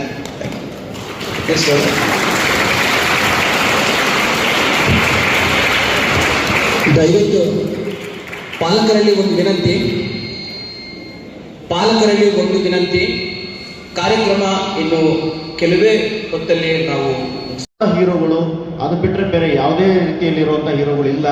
ಕಷ್ಟಪಟ್ಟಿರುವಂಥ ಅಪ್ಪ ಅಮ್ಮಂದ್ರುಗಳಿಗಿಂತ ಅವರು ಮತ್ತೆ ಅಕ್ಕಪಕ್ಕದಲ್ಲಿ ಯಾರು ಕೆಲವು ಬೆಳೆದು ಅಷ್ಟು ಬಿಟ್ಟರೆ ಬೇರೆ ಯಾರನ್ನೂ ಕೂಡ ರೋಲ್ ಮಾಡ್ಲಿಕ್ಕೆ ತಗೊಳ್ತಾ ಇಲ್ಲ. ಇದ್ರ ಬಗ್ಗೆ ಅದನ್ನು ಸರಿ ತಪ್ಪುಗಳನ್ನ ಯಾವ ರೀತಿ ತಿದ್ದಬೇಕು ಅನ್ನೋದ್ರ ಬಗ್ಗೆ ಒಂದು ಸಮಸ್ಯೆ. ಅವರು ಸಿನಿಮಾ ಹೀರೋಸ್ ಮಾತ್ರ, ಸಿನಿಮಾದಲ್ಲಿ ಮಾತ್ರ ಹೀರೋ ಆದರು ಅಂತ ಜೀವನದಲ್ಲಿ ಹೀರೋ ಆಗ್ತಾರೆ ಅಂತಲ್ಲ, ಗೊತ್ತಾಯ್ತಲ್ಲ? ಅವನ ಸಿನಿಮಾದಲ್ಲಿ ಬಂದಿಷ್ಟು ಗಾಳಿಗೆ ಹಾರಿ ಬಂದು ಒದಿತಾನೆ, 8 ಜನ ಹೊಡೆದು ಹಾಕ್ತಾರೆ. ಆದರೆ ನಿಜ ಜೀವನದಲ್ಲಿ ಅವನು ಹಾರೋಕ್ಕೆ ಆಗಲ್ಲ. ಅಂದರೆ ತೋರಿಸೋದು, ಅದು ಇಲ್ಯೂಷನರಿ ವರ್ಲ್ಡ್ ಅಂತ, ಒಂದು ಕಲ್ಪನೆಯ ಜಗತ್ತದು. ಒಂದು ದಯವಿಟ್ಟು ತಿಳ್ಕೊಳ್ಳಿ, ಕಲ್ಪನೆಗೂ ವಾಸ್ತವತೆಗೂ ಬಹಳ ಅಂತರ ಇದೆ. ನಾವು ಬರೀ ಕಲ್ಪನೆಯಲ್ಲಿ ಇರಬಾರ್ದು, ವಾಸ್ತವಿಕತೆಯಲ್ಲಿ ಇರಬೇಕಾಗತ್ತೆ. ಸಿನಿಮಾ ಹಾಗೆ ಮಾಡಿದ, ಸಿನಿಮಾದಲ್ಲಿ ಮಾಡಿದ ಅಂತ ಈಗ ಮಾಡೋ ಒಂದು ಸ್ಟೇಜ್ ಮೇಲೆ ಮಾಡಿದ್ರೆ ಆಗೋಲ್ಲ ಅದು. ಆದ್ದರಿಂದ ಅದೊಂದು ನಟನೆ ಅದು. ಅವ್ರು ನಟರು ಅಂತ ಕರಿತೀವಿ. ನಟರು ಅಂದರೆ ಯಾರು? ಒಂದು ನಿಮಿಷ. ಹಲೋ, ದಯವಿಟ್ಟು ಕೂತ್ಕೊಳ್ಳಿ ನೋಡಿ ಎಲ್ಲರೂ, ಪ್ಲೀಸ್. ಇದ ಗಜ ಗಜ ಆದರೆ ಸರಿ ಆಗಲ್ಲ. ಈ ಪ್ರಶ್ನೆ ನನಗಲ್ಲ, ಪ್ರಶ್ನೆಗೆ ಉತ್ತರ ಪ್ರಯೋಜನ ಆಗ್ಬೋದು ಅಂತ ಕೇಳಿದ್ದಾರೆ. ಅವ್ರು ಹೇಳಿದ ಹಾಗೆ ಒಂದು 5 ನಿಮಿಷ ಮುಗಿತದೆ. 2 ಪ್ರಶ್ನೆ ಇರುತ್ತೆ. ಆ ಪ್ರಶ್ನೆಗೆ ಉತ್ತರ ಬಹುಶಃ ನಿಮ್ಮ ಪ್ರಶ್ನೆಗೂ ಆಗಿರಬಹುದು. ಒಳ್ಳೆ ಪ್ರಶ್ನೆ. ಕಲ್ಪನೆಗೂ ವಾಸ್ತವಿಕತೆಗೂ ಬಹಳ ವ್ಯತ್ಯಾಸ ಇದೆ. ಬರೀ ಕಲ್ಪನಾ ಲೋಕದಲ್ಲಿ ಇರಬಾರ್ದು, ನಾವು ವಾಸ್ತವಿಕ ಲೋಕದಲ್ಲಿ ಇರಬೇಕಾಗುತ್ತೆ. Children, I don't want anybody to talk there. Hello? Before I count 3, there should be absolute silence in the hall. That's like it. ಈಗ ಬರೀ ಕಲ್ಪನಾ ಲೋಕದಲ್ಲಿ ಕೂತ್ಕೊಂಡು ನನ್ನ ಗಾಳಿಯಲ್ಲಿ ಹಾರೋದ್ರೆ ಹೆಂಗಿರುತ್ತೆ, ಇದನ್ನು ಹ್ಯಾಲುಸಿನೇಷನ್ ಅಂತ ಕರೀತಾರೆ. ಬರೀ ಭಾವನಾ ಲೋಕದಲ್ಲಿದ್ದರೆ ವಾಸ್ತವತೆಗೆ ಬರೋದೇ ಇಲ್ಲ, ನಿಜ ಗೊತ್ತೇ ಆಗಲ್ಲ. ಅದಕ್ಕೆ ಸಿನಿಮಾ ಹೀರೋಗಳನ್ನು ನೋಡಿ ಸಂತೋಷ ಪಡಿ, ಅವರಾಗ ಆಗೋಕೆ ಹೋಗ್ಬೇಡಿ. ನಿಮ್ಮ ಹಾಗೆ ನೀವಾಗಿ ಪ್ರಪಂಚದಲ್ಲಿ ಯಾರೂ ಇನ್ನೊಬ್ಬರ ಹಾಗೆ ಆಗೋಕ್ಕಾಗಲ್ಲ. ನಾನು ಎಷ್ಟೇ ಪ್ರಯತ್ನ ಮಾಡಿದರೂ ನಾನು ಅವರಂಗೆ ಆಗೋಕ್ಕಾಗಲ್ಲ, ಖಂಡಿತ ಸಾಧ್ಯ ಇಲ್ಲ. ದಿಲೀಪ್ ನನ್ನಂಗೆ ಆಗೋಕೆ ಸಾಧ್ಯ ಇಲ್ಲ, ನಾನು ದಿಲೀಪ್ರಂಗೆ ಆಗೋಕೆ ಸಾಧ್ಯ ಇಲ್ಲ, ಖಂಡಿತವಾಗಿ ಆಗಲ್ಲ. ಇಬ್ಬರು ಬೇರೆ ನಾವು. ಹಾಗಿರುವಾಗ ಇನ್ನೊಬ್ಬರ ಹಾಗೆ ಅನುಕರಣೆ ಮಾಡಿ ಆ ಸಿನಿಮಾ ಹೀರೋ ನಂಗೆ ಆಗ್ತೀನಿ ಅಂತ ಹೋದ್ರೆ ಕಾಲು ಮುಟ್ಕೋತೀರಿ ಅಷ್ಟೇ. ದಯವಿಟ್ಟು ಬೇಕಿಲ್ಲ. ನಿಮ್ಮ ಹಾಗೆ ನೀವು ಬದುಕಿ, ನೀವು ಹೀರೋ ಆಗಿ ನಿಮ್ಮ ಬೇಕಾದ್ರೆ ಬೇರೆದವ್ರು ಸಿನಿಮಾ ಮಾಡಿ, ಆದರೆ ನೀವು ಸಿನಿಮಾ ಹೀರೋ ನೋಡ್ಕೊಂಡು ಅವರಂಗೆ ಆಗೋಕೆ ಹೋಗ್ಬೇಡಿ. ಅದು ಕಾಲ್ಪನಿಕ ಲೋಕ. ಈಗ ಇನ್ನೊಂದು ಬಂದಿದೆ ಹೊಸದು, AI ಅಂತ ಬಂದಿದೆ, ಆರ್ಟಿಫಿಷಿಯಲ್ ಇಂಟೆಲಿಜೆನ್ಸ್ ಅಂತ. ನನಗೆ ಯಾರೋ ಕೇಳಿದರು AI ಭಾಳ ಮುಖ್ಯ ಅಲ್ವ ಸರ್ ಅಂತ. ನಾನು ಹೇಳಿದೆ, ಒಂದು ಒಳ್ಳೆ ಮಲ್ಲಿಗೆ ಹೂವಿನ ಹಾರ, ಮೈಸೂರು ಮಲ್ಲಿಗೆ ತನ್ನ ಮನೆಯಲ್ಲಿ ಹಾಕಿ ಒಂದು ಕಡೆಗೆ, ಇಡೀ ರೂಮ್ ಘಮ ಘಮ ಅಂತ ಇರುತ್ತೆ ಅಲ್ವಾ? ಎಲ್ಲಿದೆ ಕಾಣಿಸಿಲ್ಲ, ಹೂವು ವಾಸನೆ ಬರ್ತಾ ಇರುತ್ತೆ, ಅದು ನಿಜವಾದ ಹೂವು. ಒಂದು ಪ್ಲಾಸ್ಟಿಕ್ ಹೂವಿನ ಹಾರ ಹಾಕಿ ಏನು ಕಾಣಿಸಲ್ಲ. ಆರ್ಟಿಫಿಷಿಯಲ್ ಇಂಟೆಲಿಜೆನ್ಸ್ ಅದೇ ಹೇಳೋ ಹಾಗೆ ನೈಜ ಬುದ್ಧಿಮತ್ತಿಕೆ ಅಲ್ಲ, ಅದು ಕೃತಕ ಬುದ್ಧಿಮತ್ತೆ. ಅದ್ರ ಹಿಂದೆ ಹೋಗಬೇಡಿ, ಪ್ರಯೋಜನ ಪಡ್ಕೊಳ್ಳಿ, ಅದ್ರ ಹಿಂದೆ ಹೋಗಬೇಡಿ. ಈ ಜೀವನ, ಸಿನಿಮಾ ಜೀವನ ಕೂಡ ಕೃತಕವಾದಂತಹ ಜೀವನ, ಹಾಗಿರಲ್ಲ ಜೀವನ. ಆದ್ದರಿಂದ ನಿಮ್ಮ ಜೀವನ ವ್ಯವಸ್ಥೆ ನೀವು ಮಾಡ್ಕೊಳ್ಳಿ, ಸಿನಿಮಾ ಹೀರೋ ನೋಡ್ಕೊಂಡು ಜೀವನ ಕೆಡಿಸ್ಕೋಬೇಡಿ. ಹೇಳ್ಕೊ. ನಮಸ್ತೆ ಸರ್. ನಮಸ್ತೆ. ಈಗ ವಿದ್ಯಾರ್ಥಿಗಳಲ್ಲಿ ಅಂಕಗಳಿಂದ ಗುರಿ ಮುಟ್ಟೋದು ಸಾಧ್ಯನಾ, ಅಥವಾ ದುಡ್ಡು ಇದ್ರೇನೆ ಗುರಿ ಮುಟ್ಟೋದು ಸಾಧ್ಯನಾ? ಅದು ಪಾಲಕರಾಗಿ ನಾವು ಯೋಚನೆ ಮಾಡುವಂಥದ್ದು. ಯಾವ ರೀತಿಯಾಗಿ ಪ್ರಯತ್ನ ಮಾಡಿದ್ರು ಒಂದರ ಅರ್ಥದಲ್ಲಿ ಎಷ್ಟೋ ಅಂಕಗಳನ್ನು ಪಡಿತೀವಿ, ಅದರಷ್ಟೇ ಸ್ಪೀಡಲ್ಲಿ ಯಾರು ದುಡ್ಡು ಇರ್ತಾರೋ ಅವರು ಆ ಮಟ್ಟವನ್ನು ಮುಟ್ಟು ಬಿಡ್ತಾರೆ. ಅದಕ್ಕಾಗಿ ವಿದ್ಯಾರ್ಥಿಗಳಲ್ಲಿ, ಪಾಲಕರಲ್ಲಿ ನಮಗೆ ಒಂದು ಗೊಂದಲ ಅಂದರೆ ಮಕ್ಕಳನ್ನು ಹೇಗೆ ಬೆಳೆಸಬೇಕು? ಅಂಕಗಳಿಗಾಗಿ ಬೆಳೆಸ್ಬೇಕಾ, ಅಥವಾ ಕೆಲವೊಂದು ಇಷ್ಟು ದುಡ್ಡು ಇಟ್ಕೊಂಡು ಇವ್ರ ಜೊತೆನೇ ಇದ್ದು ಆ ಗುರಿಯನ್ನು ತಲುಪಬೇಕಾ? ಈ ಬೆಳೆಯುತ್ತಿರುವ ಹಣದುಬ್ಬರದ ಜೊತೆಗೆ ನಾವು ಸಾಗೋದು ಒಂದು ಕ್ಲಿಷ್ಟಕರ ಒಂದು ಸಂಗತಿ ಅನ್ನಿಸ್ತಾ ಇದೆ ಸರ್. ತಾವು ಅಂತೇಳಿ ಹೇಳಬೇಕು. ಭಾಳ ಒಳ್ಳೆ ಪ್ರಶ್ನೆ ಕೇಳಿದ್ರು. ದುಡ್ಡಿದ್ದವರೇ ದೊಡ್ಡವರು ಆಗ್ತಾರೆ ಅಂತ ಒಂದು ಕಲ್ಪನೆ ಇದೆ. ಒಂದು ಹೇಳ, ಮತ್ತೊಬ್ಬರು ಶ್ರಮದ ಮೇಲೆ ಬೆಳೆದವ್ರು ಯಾರು ಬಹಳ ದಿವಸ ದೊಡ್ಡವರಾಗಿರೋಲ್ಲ, ಸ್ವಲ್ಪ ಕಾಲ ಮೇಲೆ ಹೋಗ್ಬೋದು. ನಾ ದುಡ್ಡು ಕೊಟ್ಬೇಕಾದ್ರೆ 5 ಸ್ಟಾರ್ ಹೋಟೆಲ್ ಇಡ್ಬೋದು ಒಂದು ವರ್ಷ ಅವನ, ಆದ್ರೆ ಮುಗಿದ ತಕ್ಷಣ ಕೆಳಗೆ ಬರ್ತಾನೆ. ಸ್ವಂತ ಶಕ್ತಿಯಿಂದ ಬೆಳೆದದ್ದಲ್ಲ ಅದು. ಎಲ್ಲಿ ಸ್ವಂತ ಶಕ್ತಿಯಿಂದ ಮಕ್ಕಳು ಬೆಳೀತಾರೋ ಅವ್ರು ಯಾವಾಗಲೂ ದೊಡ್ಡವರಾಗಿರ್ತಾರೆ. ಒಂದು ಪ್ರಶ್ನೆ ಕೇಳ್ತೀನಮ್ಮ, ಮನಮೋಹನ್ ಸಿಂಗ್ ಅವರಿಗೆ ಯಾರು ಕೊಟ್ಟರು? ಅತ್ಯಂತ ಬಡತನದಲ್ಲಿ ಬೆಳೆದಂಥ ಹುಡುಗ, ಪಂಜಾಬದ ಹಳ್ಳಿಯಲ್ಲಿ ಹುಟ್ಟಿದಂಥ ರೈತರ ಮಗ ಇದ್ದಂಥ ಮನಮೋಹನ್ ಸಿಂಗ್ ಪ್ರಧಾನಮಂತ್ರಿ ಆಗಲಿಲ್ವ? KR ನಾರಾಯಣನ್ ಅಂತಿದ್ರು, ಭಾರತ ರಾಷ್ಟ್ರಪತಿ ಆದವರು. ಅಷ್ಟು ಬಡತನವನ್ನು ನಾವು ಯಾರೂ ಅನುಭವಿಸಿಲ್ಲ. ಬಡತನ, ದಲಿತ ಅಂತ ಮುಟ್ಟದೆ ಊರಿಂದ ಹೊರಗಿಟ್ಟಂಥ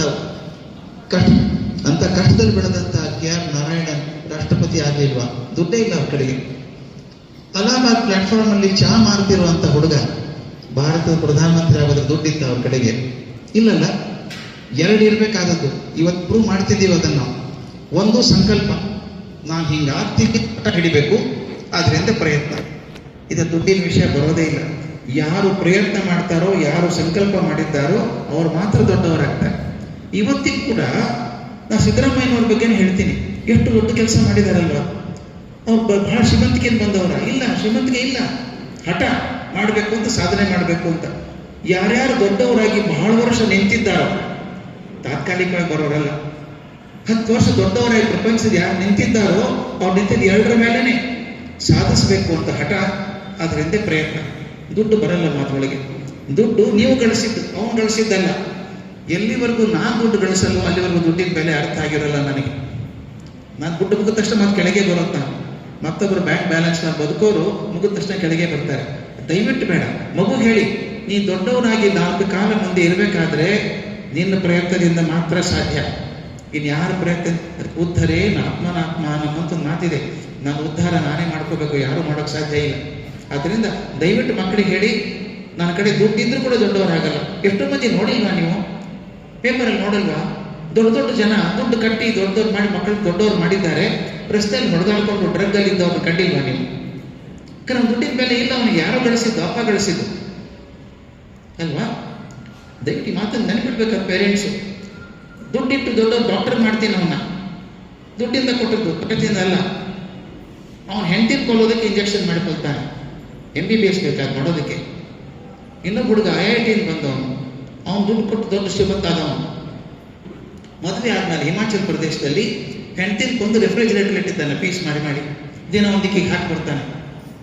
ಇವು ಶಿಕ್ಷಣವೇತರು ಅನ್ಬೇಕಾ ಇವರಿಗೆ? ಶಿಕ್ಷಣ ಪಡ್ಕೊಂಡವ್ರು ಅನ್ಬೇಕಾ ಇವರಿಗೆಲ್ಲ? ಶಿಕ್ಷಣ ಅಲ್ಲ ಅದು. ಇದು ಮಾಡೋಕೆ MBBS ಯಾಕೆ ಮಾಡಬೇಕು? ಇಂಜಿನಿಯರಿಂಗ್ ಯಾಕೆ ಮಾಡಬೇಕು? ಅದು ಯಾವಾಗ ಜ್ಞಾನ ಬರುತ್ತೆ ಅಂದರೆ ಕಷ್ಟಪಟ್ಟು ಓದಿದಾಗ, ಶ್ರಮ ಪಟ್ಟಾಗ. ಒಬ್ಬ ಅಪ್ಪ ಇದ್ದ, ಅಂತ ಹೇಳ್ತೀನಿ ದಿನ, ಅಪ್ಪ ನಾನು 100 ರೂಪಾಯಿ ಕೊಡು, ಪಾಕೆಟ್ ಮನಿ 100 ರೂಪಾಯಿ ಕೊಡು ಅಂತಿದ್ದ. ಒಂದ್ಸಲ ಅಪ್ಪ ಏನು ಮಾಡಿದ ಗೊತ್ತಾ? ದುಡ್ಡು ಕೊಡಲ್ಲಪ್ಪ, ನೀನೇ ಗಳಿಸ್ಕೊ, 1 ಪೈಸಾ ಕೊಡಲ್ಲ ನಿನಗೆ ಅಂತ. ಹುಡುಗ ಅಪ್ಪನ ಮೇಲೆ ಕೋಪ ಮಾಡ್ಕೊಂಡು ಹೋಗಿ ಒಂದು ಪೆಟ್ರೋಲ್ ಬಂಕಲ್ಲಿ ಕೆಲಸ ಮಾಡಿದ, ಕಾರ್ ಒರೆಸಿದ, 10 ರೂಪಾಯಿ ಬಂತು. ಅಪ್ಪನಿಗೆ ಕೊಟ್ಟ, ಅಪ್ಪ ನೋಡು 10 ರೂಪಾಯಿ ತಂದಿದ್ದೀನಿ ನೋಡು ಬಂದ. ಅಪ್ಪ ಪರಪರ ಹರಿದು ಹಾಕ್ಬಿಟ್ಟ. ನೋಡು, ಹುಡುಗನಿಗೆ ಕೋಪ ಬಂತು. ಗೊತ್ತಾ ನೀನು 10 ರೂಪಾಯಿ ಇಡೀ ದಿವಸ ದುಡಿದಿದ್ದೀನಿ, ಅದಕ್ಕೋಸ್ಕರ ನಾನು ಕಾರ್ ಒರೆಸಿದ್ದೀನಿ, ಪೆಟ್ರೋಲ್ ಹಾಕಿದ್ದೀನಿ, ಅರ್ಥ ಇದೆ ನಿನಗೆ ಅಂತ. ಹೌದಪ್ಪ, ಇವತ್ತು ನಿನಗೆ 10 ರೂಪಾಯಿ ಬೆಲೆ ಅರ್ಥ ಆಯ್ತು, ನೀನು ದುಡಿದಿದ್ದೀಯ ಅದಕ್ಕೋಸ್ಕರ. ನಾನು 100 ರೂಪಾಯಿ ಕೊಟ್ಟಾಗ ಹೆಂಗೆ ಆಗ್ತಿತ್ತು ಅಲ್ವಾ? ದುಡ್ದಾಗ, ನಾನೇ ಕಟ್ಕೊಟ್ಟು ದುಡ್ದಾಗ ಮಾತ್ರ ದುಡ್ಡಿನ ಬೆಲೆ ಅರ್ಥ ಆಗುವಂಥದ್ದು. ದಯವಿಟ್ಟು ಮಕ್ಕಳಿಗೆ ಹೇಳಿ, ದುಡ್ಡಿನ ಬೆಲೆ ಅರ್ಥ ಆಗ್ಬೇಕಾದ್ರೆ ಮೊದಲು ನೀನು ಗಳಿಸ್ಬೇಕು. ನನ್ನ ದುಡ್ಡಿಂದ ದೊಡ್ಡವನಾಗಲ್ಲ ನೀನು ಅಂತ ಕಲಿಸ್ಬೇಕು. ದೊಡ್ಡವನಾಗಬೇಕಾದ್ರೆ ನಿನ್ನ ದುಡ್ಡಿಂದ ಆಗಬೇಕು, ಕಲಿಸ್ಬೇಕಾದ್ರೆ ಪ್ರಯತ್ನ ಮಾಡಬೇಕು. ಹೌದಾ ಮೇಡಮ್? ದುಡ್ಡಿಂದ ಯಾರೂ ದೊಡ್ಡವರಾಗಿಲ್ಲ, ತಿಳ್ಕೊಂಬಿಡಿ ಅದನ್ನು. ಈ ಯಾವಾಗ ದೊಡ್ಡವರು ಅಂತೀವಿ ನಾವು ಇವತ್ತು, ಅಂಬಾನಿ ಅಂತ ಹೇಳ್ತೀವಿ. ಮುಖೇಶ್ ಅಂಬಾನಿ ಅಪ್ಪ ಧೀರುಭಾಯಿ ಅಂಬಾನಿ ಪೆಟ್ರೋಲ್ ಬಂಕಲ್ಲಿ ಕೆಲಸ ಮಾಡ್ತಿದ್ರು. ಅಲ್ಲಿ ಛಲ ಹಿಡಿದು ಮಾಡಿದ್ರು. ಅವ್ರಿಗೆ ಶ್ರೀಮಂತ ತಂದವರಲ್ಲ. ಈ ಅದಾನಿಯವರು ಕೂಡ ಮನೆ ಭಾಳ ಶ್ರೀಮಂತರಲ್ಲ ಅಂತ ಕೇಳ್ತೇನೆ ನಾನು. ಕಷ್ಟಪಟ್ಟು ಬಂದವರು. ಯಾರೇ ದೊಡ್ಡವರಾದರೂ ಕೂಡ, ಯಾರು ಕಷ್ಟಪಟ್ಟರು ದೊಡ್ಡವರಾದರು. ಮತ್ತೊಬ್ಬರು ದುಡ್ಡಿಂದ ದೊಡ್ಡವರಾದವ್ರು ಯಾರೂ ಇಲ್ಲ. ಎಷ್ಟು ಮಗು ಕೇಳಿ. ಈಗ ನಾವು ಚೆನ್ನಾಗಿ ಓದಬೇಕು ಅಂದರೆ ನಾವು ಎಷ್ಟೊತ್ತು ನಿದ್ದೆ ಮಾಡಬೇಕು, ಎಷ್ಟೊತ್ತು ನಿದ್ದೆ ಮಾಡಿದ್ರೆ ನಮ್ಮ ಆರೋಗ್ಯಕ್ಕೆಲ್ಲ ಒಳ್ಳೆಯದು. ನನ್ನ ಕೇಳಿದ್ರೆ ಮಕ್ಕಳೇ, ನಿದ್ದೆ ಕಟ್ ಮಾಡಬೇಡಿ. ಹುಡುಗ ಫ್ರೆಶ್ ಆಗಬೇಕು ಅಂತ ಹೇಳ್ತಾರಲ್ಲ, ಫ್ರೆಶ್ ಆಗೋದು ನಿದ್ದೆಯಿಂದ. ನೀವು ಕನಿಷ್ಠ SSLC ಮಕ್ಕಳು, 9th 10th PUC ಮಕ್ಕಳು ಕನಿಷ್ಠ 7 ತಾಸು ನಿದ್ದೆ ಮಾಡಲೇಬೇಕು. ಕೆಲವು ಏನು ಮಾಡ್ತಾರೆ, ರಾತ್ರಿ ಎಲ್ಲ ಓದೋದು. ನಿನ್ನೆ ರಾತ್ರಿ 4 ಗಂಟೆವರೆಗೆ ಓದಿದ್ದೀನಿ, ಏನೂ ಸಾಧನೆ ಆಗಿಲ್ಲ. ಮತ್ತಿಷ್ಟು ಮನಸ್ಸು ಡಲ್ ಆಯಿತು, ಹಗಲೊತ್ತಲ್ಲಿ ನಿದ್ದೆ ಮಾಡ್ತೀರಿ. ಅವಾಗ ಬೇಕಿಲ್ಲ, ಚೆನ್ನಾಗಿ ನಿದ್ದೆ ಮಾಡಿ. ನಿದ್ದೆ ಅನ್ನೋದು ಪನಿಷ್ಮೆಂಟ್ ಅಲ್ಲ, ರಿಲೀಫ್ ಅದು ನಿಮಗೆ. ಒಂದ್ಸಲ ಚಂದ 7 ತಾಸು ನಿದ್ದೆ ಮಾಡಿ. ಬೆಳಗ್ಗೆ ಎದ್ದಾಗ ಹಗರಾಗಿರುತ್ತೆ, ಬ್ರೈನ್ ಸ್ವಚ್ಛ ಆಗಿರುತ್ತೆ, ಶಾಂತವಾಗಿರುತ್ತೆ, ಏನು ಓದಿದ್ರೆ ಹಿಡ್ಕೊಳ್ಳುತ್ತೆ. ಅದರಿಂದ 7 ತಾಸು ಮಿನಿಮಮ್ ಓದ್ಬೇಕು, ಬಿಟ್ಟ ನಿದ್ದೆ ಮಾಡಬೇಕು. ಸರ್, ನನ್ನ ಹೆಸರು ಶಿವಮ್ ಅಂತ. ಸಕ್ಸಸ್ ಎಷ್ಟೊಂದು ಜನ ಹೇಳ್ತಾರೆ, ಸಕ್ಸಸ್ ಬೇಕಂದ್ರೆ ಎಕ್ಸಲೆನ್ಸ್ ಹಿಂದೆ ಹೋಗ್ಬೇಕಂತ. ಎಕ್ಸಲೆನ್ಸ್ ಹಾಂ, ಎಕ್ಸಲೆನ್ಸ್ ಹಿಂದೆ ಹೋದ್ರೆ ಸಕ್ಸಸ್ ಅದ್ರ ಪಾಡಿಗೆ ಅದೇ ನಮ್ಮ ಹತ್ರ ಬರುತ್ತಂತ. ಎಕ್ಸಲೆನ್ಸ್ ಎಲ್ಲಿ ಹುಡುಕ್ತೀವಿ ಸರ್ ನಾವು? ಬಹಳ ಚಂದ, ಒಳ್ಳೆ ಪ್ರಶ್ನೆ ಕೇಳಿದೆ ಹುಡುಗ. ಎಕ್ಸಲೆನ್ಸ್ ಆದರೆ ಸಾಧನೆ ಅಂತಾರಲ್ಲ, ಎಕ್ಸಲೆನ್ಸ್ ಆಗೋದೇ ಸಾಧನೆ. ಎಕ್ಸಲೆನ್ಸ್ ಅಂದರೆ ಏನು ಅಂತ ದೊಡ್ಡ ಮಾತಿದೆ, ಅದು ಭಾಳ ಹೇಳೋಲ್ಲ. ಒಂದು ಉಪನಿಷತ್ತಲ್ಲಿ ಮಾತಿದೆ, ಯದೇವ ವಿದ್ಯೆಯ ಕರೋತಿ ಶ್ರದ್ಧೆಯ ಉಪನಿಷದ ತದೇವ ವೀರ್ಯವತ್ತರಂ ಭವತಿ ಅಂತ. ಎಕ್ಸಲೆನ್ಸ್ ಡೆಫಿನೇಷನ್ ಅದು 3 ಇರಬೇಕಂತ. ಅದಕ್ಕೆ ಮೊದಲು ವಿದ್ಯೆ ಇರಬೇಕು, ಶ್ರದ್ಧೆ ಇರಬೇಕು, ಉಪನಿಷತ್ತು ಇರಬೇಕು. ಅಂದ್ರೆ ಏನು ಗೊತ್ತಾ? ವಿದ್ಯೆ ಅಂದರೆ ಬರೀ ಎಕ್ಸಲೆನ್ಸ್ ಅಂದ್ರೆ ಏನು ಗೊತ್ತಾ? ನಾನು ಏನು ಓದ್ತೀನಿ ಚೆನ್ನಾಗಿ ಅರ್ಥ ಆಗ್ಬೇಕು ನನಗೆ. ಜ್ಞಾನ ಪಡ್ಕೊಳ್ಳೋದು ಮೊದಲನೇದು. ಎರಡನೇದು ಶ್ರದ್ಧೆ. ಬರೀ ಓದೋದಲ್ಲ, ಓದೋದು ಯಾಕೆ ಓದ್ಬೇಕು ಇದನ್ನು ಓದಲ್ಲ. ನಾನು ಇದನ್ನು ಓದಿದ್ರೆ ಮಾತ್ರ ನಾನು ದೊಡ್ಡವನಾಗ್ತೀನಿ ಅಂತ ಶ್ರದ್ಧೆ, ನಂಬಿಕೆ. ಶ್ರದ್ಧೆ ಅಂದರೆ ಏನು ಗೊತ್ತಾ? ಆಳವಾದ ನಂಬಿಕೆ. ಮೊದಲು ಜ್ಞಾನ ಇರಬೇಕು ವಿಷಯದ ಬಗ್ಗೆ, ಆಳವಾದ ಶ್ರದ್ಧೆ ಇರಬೇಕು. ನಾವು ಓದೋದು ಒಳ್ಳೇದಕ್ಕೋಸ್ಕರ, ನನಗೋಸ್ಕರ ಇದು ಅಂತ ಶ್ರದ್ಧೆ ಇರಬೇಕು. ಮೂರನೇದು ಉಪನಿಷತ್ತು, ಅಂದರೆ ಆಳವಾದ ಚಿಂತನೆ. ಬರೀ ಭರಾಟೆಯಲ್ಲಿ ಓದೋದಲ್ಲ. ಯಾಕೆ ಓದ್ತಾ ಇದ್ದೀನಿ ನಾನು ಇದನ್ನು, ಇದೇನಾಗುತ್ತೆ ನನಗೆ ಅಂತ ತಿಳುವಳಿಕೆ ಇರ್ತಲ್ಲ. ಈ ಮೂರೂ ಸೇರಿಕೊಂಡಾಗ ವಿದ್ಯಾ, ಶ್ರದ್ಧಾ, ಉಪನಿಷತ್ ಮೂರೂ ಸೇರಿಕೊಂಡಾಗ ಎಕ್ಸಲೆನ್ಸ್ ಆಗುತ್ತೆ. ಗುಡ್ ಆಫ್ಟರ್ನೂನ್ ಸರ್, ನನ್ನ ಹೆಸರು ಕೋಮಲ ಅಂತ. ಈಗ ನನಗೆ ಡಾಕ್ಟರ್ ಆಗಬೇಕು ಅಂತ ಇಷ್ಟ, ನಮ್ಮ ಅಪ್ಪಂಗೆ ನಾನು IAS ಆಗಬೇಕು ಅಂತ ಇಷ್ಟ, ನಮ್ಮ ಅಮ್ಮಗೆ ನಾನು ಸೈಂಟಿಸ್ಟ್ ಆಗಬೇಕು ಅಂತ ಇಷ್ಟ. ಈಗ ನಾನು ಡಾಕ್ಟರ್ ಆಗಬೇಕು ಅಂತ ಹೋದರೆ ನಮ್ಮ ಅಪ್ಪ ಅಮ್ಮನ ಕನಸಾಗಿ ಉಳಿಯುತ್ತೆ. ಅದನ್ನು ನನಸು ಮಾಡಬೇಕು. ಅವ್ರು ನಮಗೋಸ್ಕರ ಅಷ್ಟು ಸ್ಯಾಕ್ರಿಫೈಸ್ ಮಾಡ್ತಾರೆ, ನಾವೇನು ಕೊಟ್ಟಕ್ಕಾಗಲ್ಲ. ಅದಕ್ಕೆ ಭಾಳ ಒಳ್ಳೆ ಕೆಲಸ. ನಾನು ಸ್ಟೂಡೆಂಟ್ಗಳು ಕೇಳಿದ್ದೆ, ನಮ್ಮಪ್ಪ ನನಗೆ ಡಾಕ್ಟರ್ ಆಗು ಅಂತಾರೆ, ಅಮ್ಮ ನನಗೆ ಲಾಯರ್ ಆಗು ಅಂತಾಳೆ, ಏನು ಮಾಡಬೇಕು ಅಂತ. ನಾನು ಇದು ಏನಾದರೂ ಆಗಮ್ಮ, ಪೇಷಂಟ್ ಮಲಗಿಸಿ ವಾದ ಮಾಡ್ಕೊಂಡು ನಿಂತ್ಕೋಬೇಡ, ಯಾವುದೋ ಒಂದಾಗ ನೀವು ಅಂದ್ಕೊಂಡಿಲ್ಲಮ್ಮ. ಅಪ್ಪ ಅಮ್ಮನ ಕನಸನ್ನು ನಿರಾಸೆ ಮಾಡಬಾರ್ದು ಅಂತ. ಅಪ್ಪ ಅಮ್ಮನ ಕನಸು ಏನು ಗೊತ್ತಾ? ಅವ್ರ ಕನಸದು. ನಿನ್ನ ಕನಸು ಒಂದು ಇದೆಯಲ್ಲ, ಅವರಿಬ್ಬರು ನಿನ್ನ ಕನಸಿಗೆ ನೀರು ಹಾಕಬೇಕು.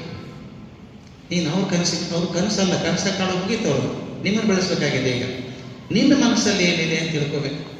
ನೀನು ಅವ್ರ ಕನಸಿದೆ ಅಂತ ಕೂಡ ನಾನು IAS ಆಗ್ತೀನಿ, ನಾನು ಡಾಕ್ಟರ್ ಆಗ್ತೀನಿ, ನಾನು ಲಾಯರ್ ಆಗ್ತೀನಿ ಅಂತಲ್ಲ. ನಿನಗೊಂದೇನು ಅನಿಸುತ್ತಲ್ಲ, ನಾನು ಹಿಂಗೆ ಆಗಬೇಕು ಅಂತ, ಹೀಗಾದ್ರೆ ಖುಷಿ ಆಗುತ್ತೆ ಅಂತ ಅನಿಸುತ್ತಲ್ಲ, ಅದು ನಿನ್ನ ಕನಸು. ಅವರಿಬ್ಬರ ಜವಾಬ್ದಾರಿ ನಿನ್ನ ಕನಸಿಗೆ ನೀರು ಹಾಕು. ಅವ್ರ ಕನಸು ಬೇಜಾರು ಮಾಡ್ತಾ ಇಲ್ಲ. ನಿನ್ನ ಮನಸ್ಸಲ್ಲಿದ್ದಂಗೆ ನೀನು ದೊಡ್ಡವಳಾದರೆ ತುಂಬ ಸಂತೋಷ ಪಡ್ತಾರೆ. ಅವ್ರ ಕನಸು ಹೇಳ್ತಾರೆ, ಸಪೋರ್ಟ್ ಮಾಡ್ತಾರೆ ನಿನಗೆ. ಅದು ನಿನ್ನ ಕನಸನ್ನು ಹೇಳಬೇಕು ಅವರಿಗೆ, ನನ್ನ ಕನಸು ಹಿಂಗಿದೆ ಅಂತ. ಆಗ ಅವರು ನಿಮ್ಮ ಕನಸಿಗೆ ನೀರಿರುತ್ತೆ. Thank you. ನಮಸ್ಕಾರ ಸರ್. ನಮ್ಮಲ್ಲಿರೋ ಕಲೆನ ಹೆಂಗೆ ಕಂಡುಹಿಡಿಬೇಕು? ನಮ್ಮಲ್ಲಿರೋ ಕಲೆನ ಹೆಂಗೆ ಕಂಡುಹಿಡಿಬೇಕು? ಬ್ಯೂಟಿಫುಲ್ ಕ್ವಶನ್ ಇದು. ನಾ ಎದರಲ್ಲಿ ಚೆನ್ನಾಗಿದ್ದೀನಿ ನನಗೆ ಗೊತ್ತೇ ಆಗ್ತಾ ಇಲ್ಲ. ಏನು ಮಾಡೋದು? ಅದು ಹೇಳಿದ್ನಲ್ಲ, ಇಡೀ ದಿವಸ ನೀವೇನೋ ಕೆಲಸ ಮಾಡ್ತೀರಿ, ಯಾವುದೋ ವಿಷಯ ಓದಿ ಯಾವುದೋ ಒಂದು ವಿಷಯ ಓದಿದಾಗ ಮನಸ್ಸಿಗೆ ಖುಷಿ ಅನಿಸುತ್ತೆ. ಅಯ್ಯೋ ಮತ್ತೆ ಓದ್ಬೇಕಲ್ಲಪ್ಪ ಇದನ್ನ ಅಂತ ಅನಿಸಲ್ಲ. ಇದ್ರ ಮೊದಲು ಓದೋಣ ಅಂತ ಅನಿಸುತ್ತೆ. ಸ್ಲೋಲಿ ವಿಚಾರ ಮಾಡಬೇಕು.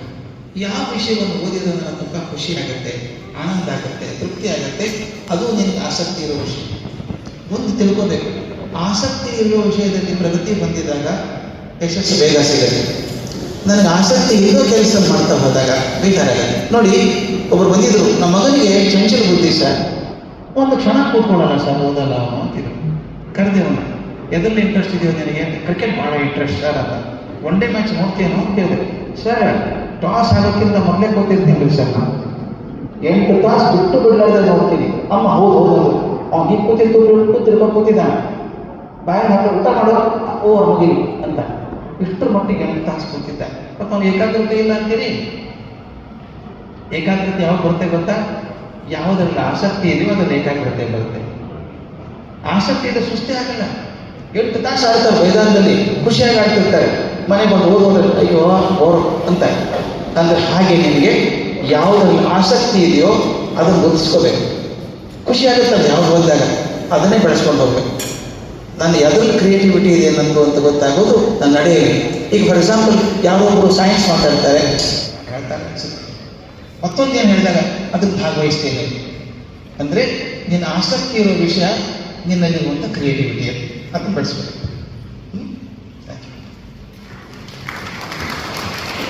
ನಮಸ್ತೆ ಸರ್. ಮಕ್ಕಳಿಗೆ ಟ್ಯೂಷನ್ಸ್ ನೆಸೆಸಿಟಿ ಇದೆಯಾ? ಯಾಕೆಂದ್ರೆ ಇವಾಗ ನಾನು ನೋಡ್ತಿರೋ ಪ್ರಕಾರ LKG ಮಕ್ಕಳನ್ನು ಟ್ಯೂಷನ್ಸ್ಗೆ ಕಳ್ಸೋಕೆ ಸ್ಟಾರ್ಟ್ ಮಾಡಿದ್ದಾರೆ. ಅಮ್ಮ, ನಾನು ಕೈ ಮುಗಿದು ಹೇಳ್ತೀನಿ, ದಯವಿಟ್ಟು ಟ್ಯೂಷನ್ ಕಳಿಸ್ಬೇಕು. ಈ ಟ್ಯೂಷನ್ ಮಾಡೋ ಟೀಚರ್ಸ್ ಬೇಜಾರು ಮಾಡ್ಕೋಬಾರ್ದು. ಬೇಕಿಲ್ಲ, ಶಾಲೆಯಲ್ಲಿ ಕಲಿಸೋದು ಬೇಕಾದಷ್ಟು ಆಗುತ್ತೆ. ಮತ್ತು ಇನ್ನೊಂದು ಏನಾಗುತ್ತೆ ಗೊತ್ತಾ? ಹೈಯರ್ ಕ್ಲಾಸ್ ಬಂದಾಗ ಟ್ಯೂಷನ್ ಅದೊಂದು ಒತ್ತಡ ಶುರುವಾಗಿ, ಶಾಲೆಗೆ ಬಂದ ತಕ್ಷಣ ತಿನ್ನೋದು ಕೊಡೋದು, ಟ್ಯೂಷನ್ಗೆ ಹೋಗೋದು, ಮತ್ತು ಇಲ್ಲಿ ಬರೋದು ಇಲ್ಲಿ ಹೋಗೋದು. ಏನಾಗುತ್ತೆ ಹೇಳೋದು ತಮಾಷೆ? ಟ್ಯೂಷನಲ್ಲಿ ಓದಿದ್ದೀನಲ್ಲ ಅಂತ ಶಾಲೆಯಲ್ಲಿ ಕೇರ್ಫುಲ್ ಆಗಿರೋಲ್ಲ, ಟ್ಯೂಷನಲ್ಲಿ ನಾನಂತಲ್ಲ ಅಂತ ಶಾಲೆಯಲ್ಲಿ ಆಗಿದ್ದೀನಲ್ಲ ಅಂತ ಟ್ಯೂಷನಲ್ಲಿ ಕೇರ್ಫುಲ್ ಆಗ, ಸುಮ್ಮನೆ ದುಡ್ಡು ವ್ಯರ್ಥ, ಸಮಯ ವ್ಯರ್ಥ.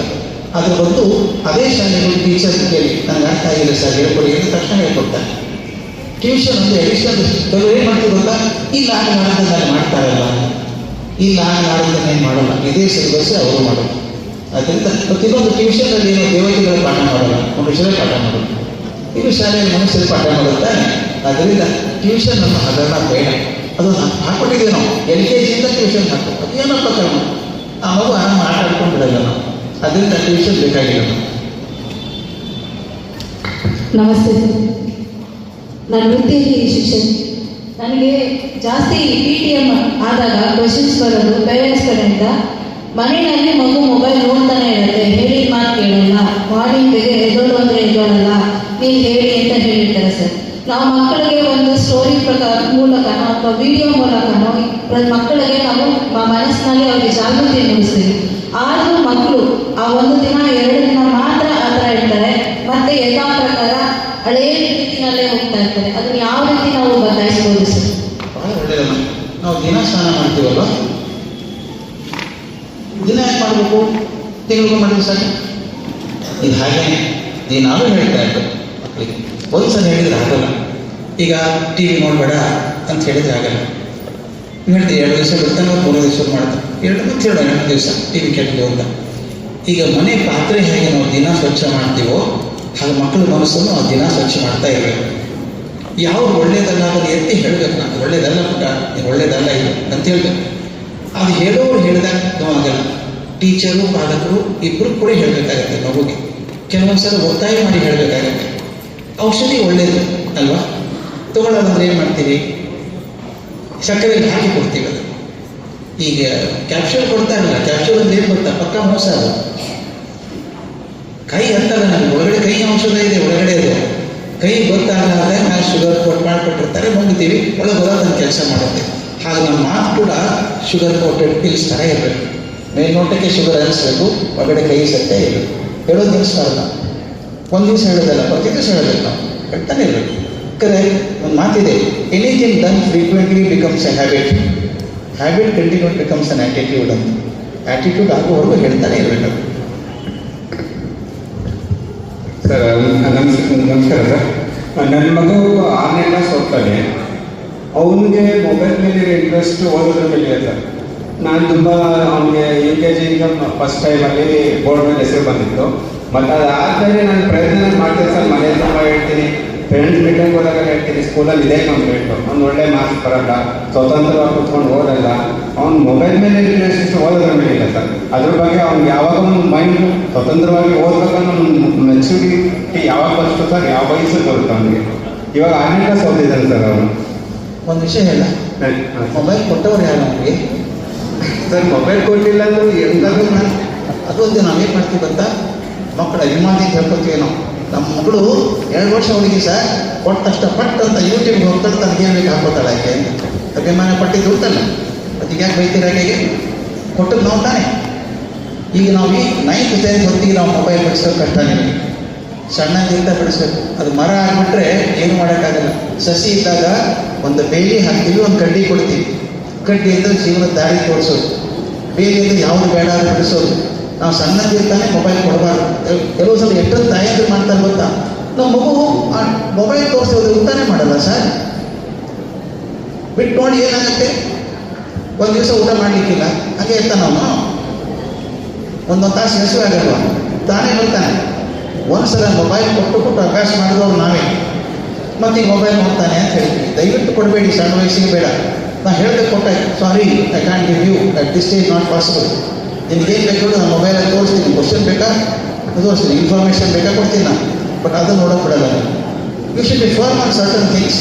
ಅದು ಆಗಿರೋದ್ರೆ ಆಗಲ್ಲ ಸರ್. ಅದಾದ್ರೆ ಸ್ವತಂತ್ರವಾಗಿ ನಾನೇ ಓದಬೇಕು ಬರೀಬೇಕು ಅನ್ನೋದು ವಯಸ್ಸು ಯಾವ ಏಜಲ್ಲಿ ಬರ್ಬೋದು ಸರ್? ನಾನು ಕೇಳಿದ್ರೆ ಬರೀಬೇಕು, 4ನೇ 5ನೇ ಕ್ಲಾಸ್ಗೆ ಶುರು ಆಗುತ್ತದೆ. ನಾವು ಒತ್ತಾಯ ಕೊಡಬೇಕಾಗುತ್ತೆ. ಕೂತು ಬರೀ ನೀನು ಬರೀ ತೋರಿಸು ನನಗೆ ಅಂತ ಹೇಳೋಕೆ ಶುರು ಮಾಡಬೇಕು. ಎಲ್ಲಿವರೆಗೂ ನಾವು ಪೂರ್ತಿ ಆಸಕ್ತಿ ತಗೊಳ್ಳೋಲ್ಲ ಮಗುವಿನ ಬೆಳವಣಿಗೆ ಮೇಲೆ, ನಿಧಾನ ಮಗು ಹೀಗೆ ಹೋಗೋಕೆ ಶುರು ಆಗುತ್ತೆ. ಹೈಯರ್ ಕ್ಲಾಸಿಗೆ ಬಂದಾಗ ಅದು ಬೇಕು ಅಂತ ಅನಿಸೋದೇ ಇಲ್ಲ. ನಡೆದಿದೆಯಲ್ಲ, ಅಲ್ಲಿಯೂ ನಡೆದಿದೆಯಲ್ಲ, ಇನ್ನು ಯಾಕೆ ಮಾಡಬೇಕು ಅಂತ ಅನಿಸುತ್ತೆ. ಹೀಗಾದರೂ ಕಾರಣ ಹೇಳಿಲ್ಲ. 9ನೇ ಆಸಕ್ತಿ ತೋರಿಸಿ ದಿನ ಒಂದು 10 ನಿಮಿಷ ಮಗು ಹತ್ರ ಕೂತ್ಕೊಳ್ಳಿ, ಏನು ಮಾಡಿದ್ರು ಅಂತ ಕೇಳಿ ಮಾಡ್ತಾನೆ. I think I should be closing it. Thank you sir, thank you very much. ಇಲ್ಲಿವರೆಗೂ ಸುದೀರ್ಘವಾಗಿ ಸಾರು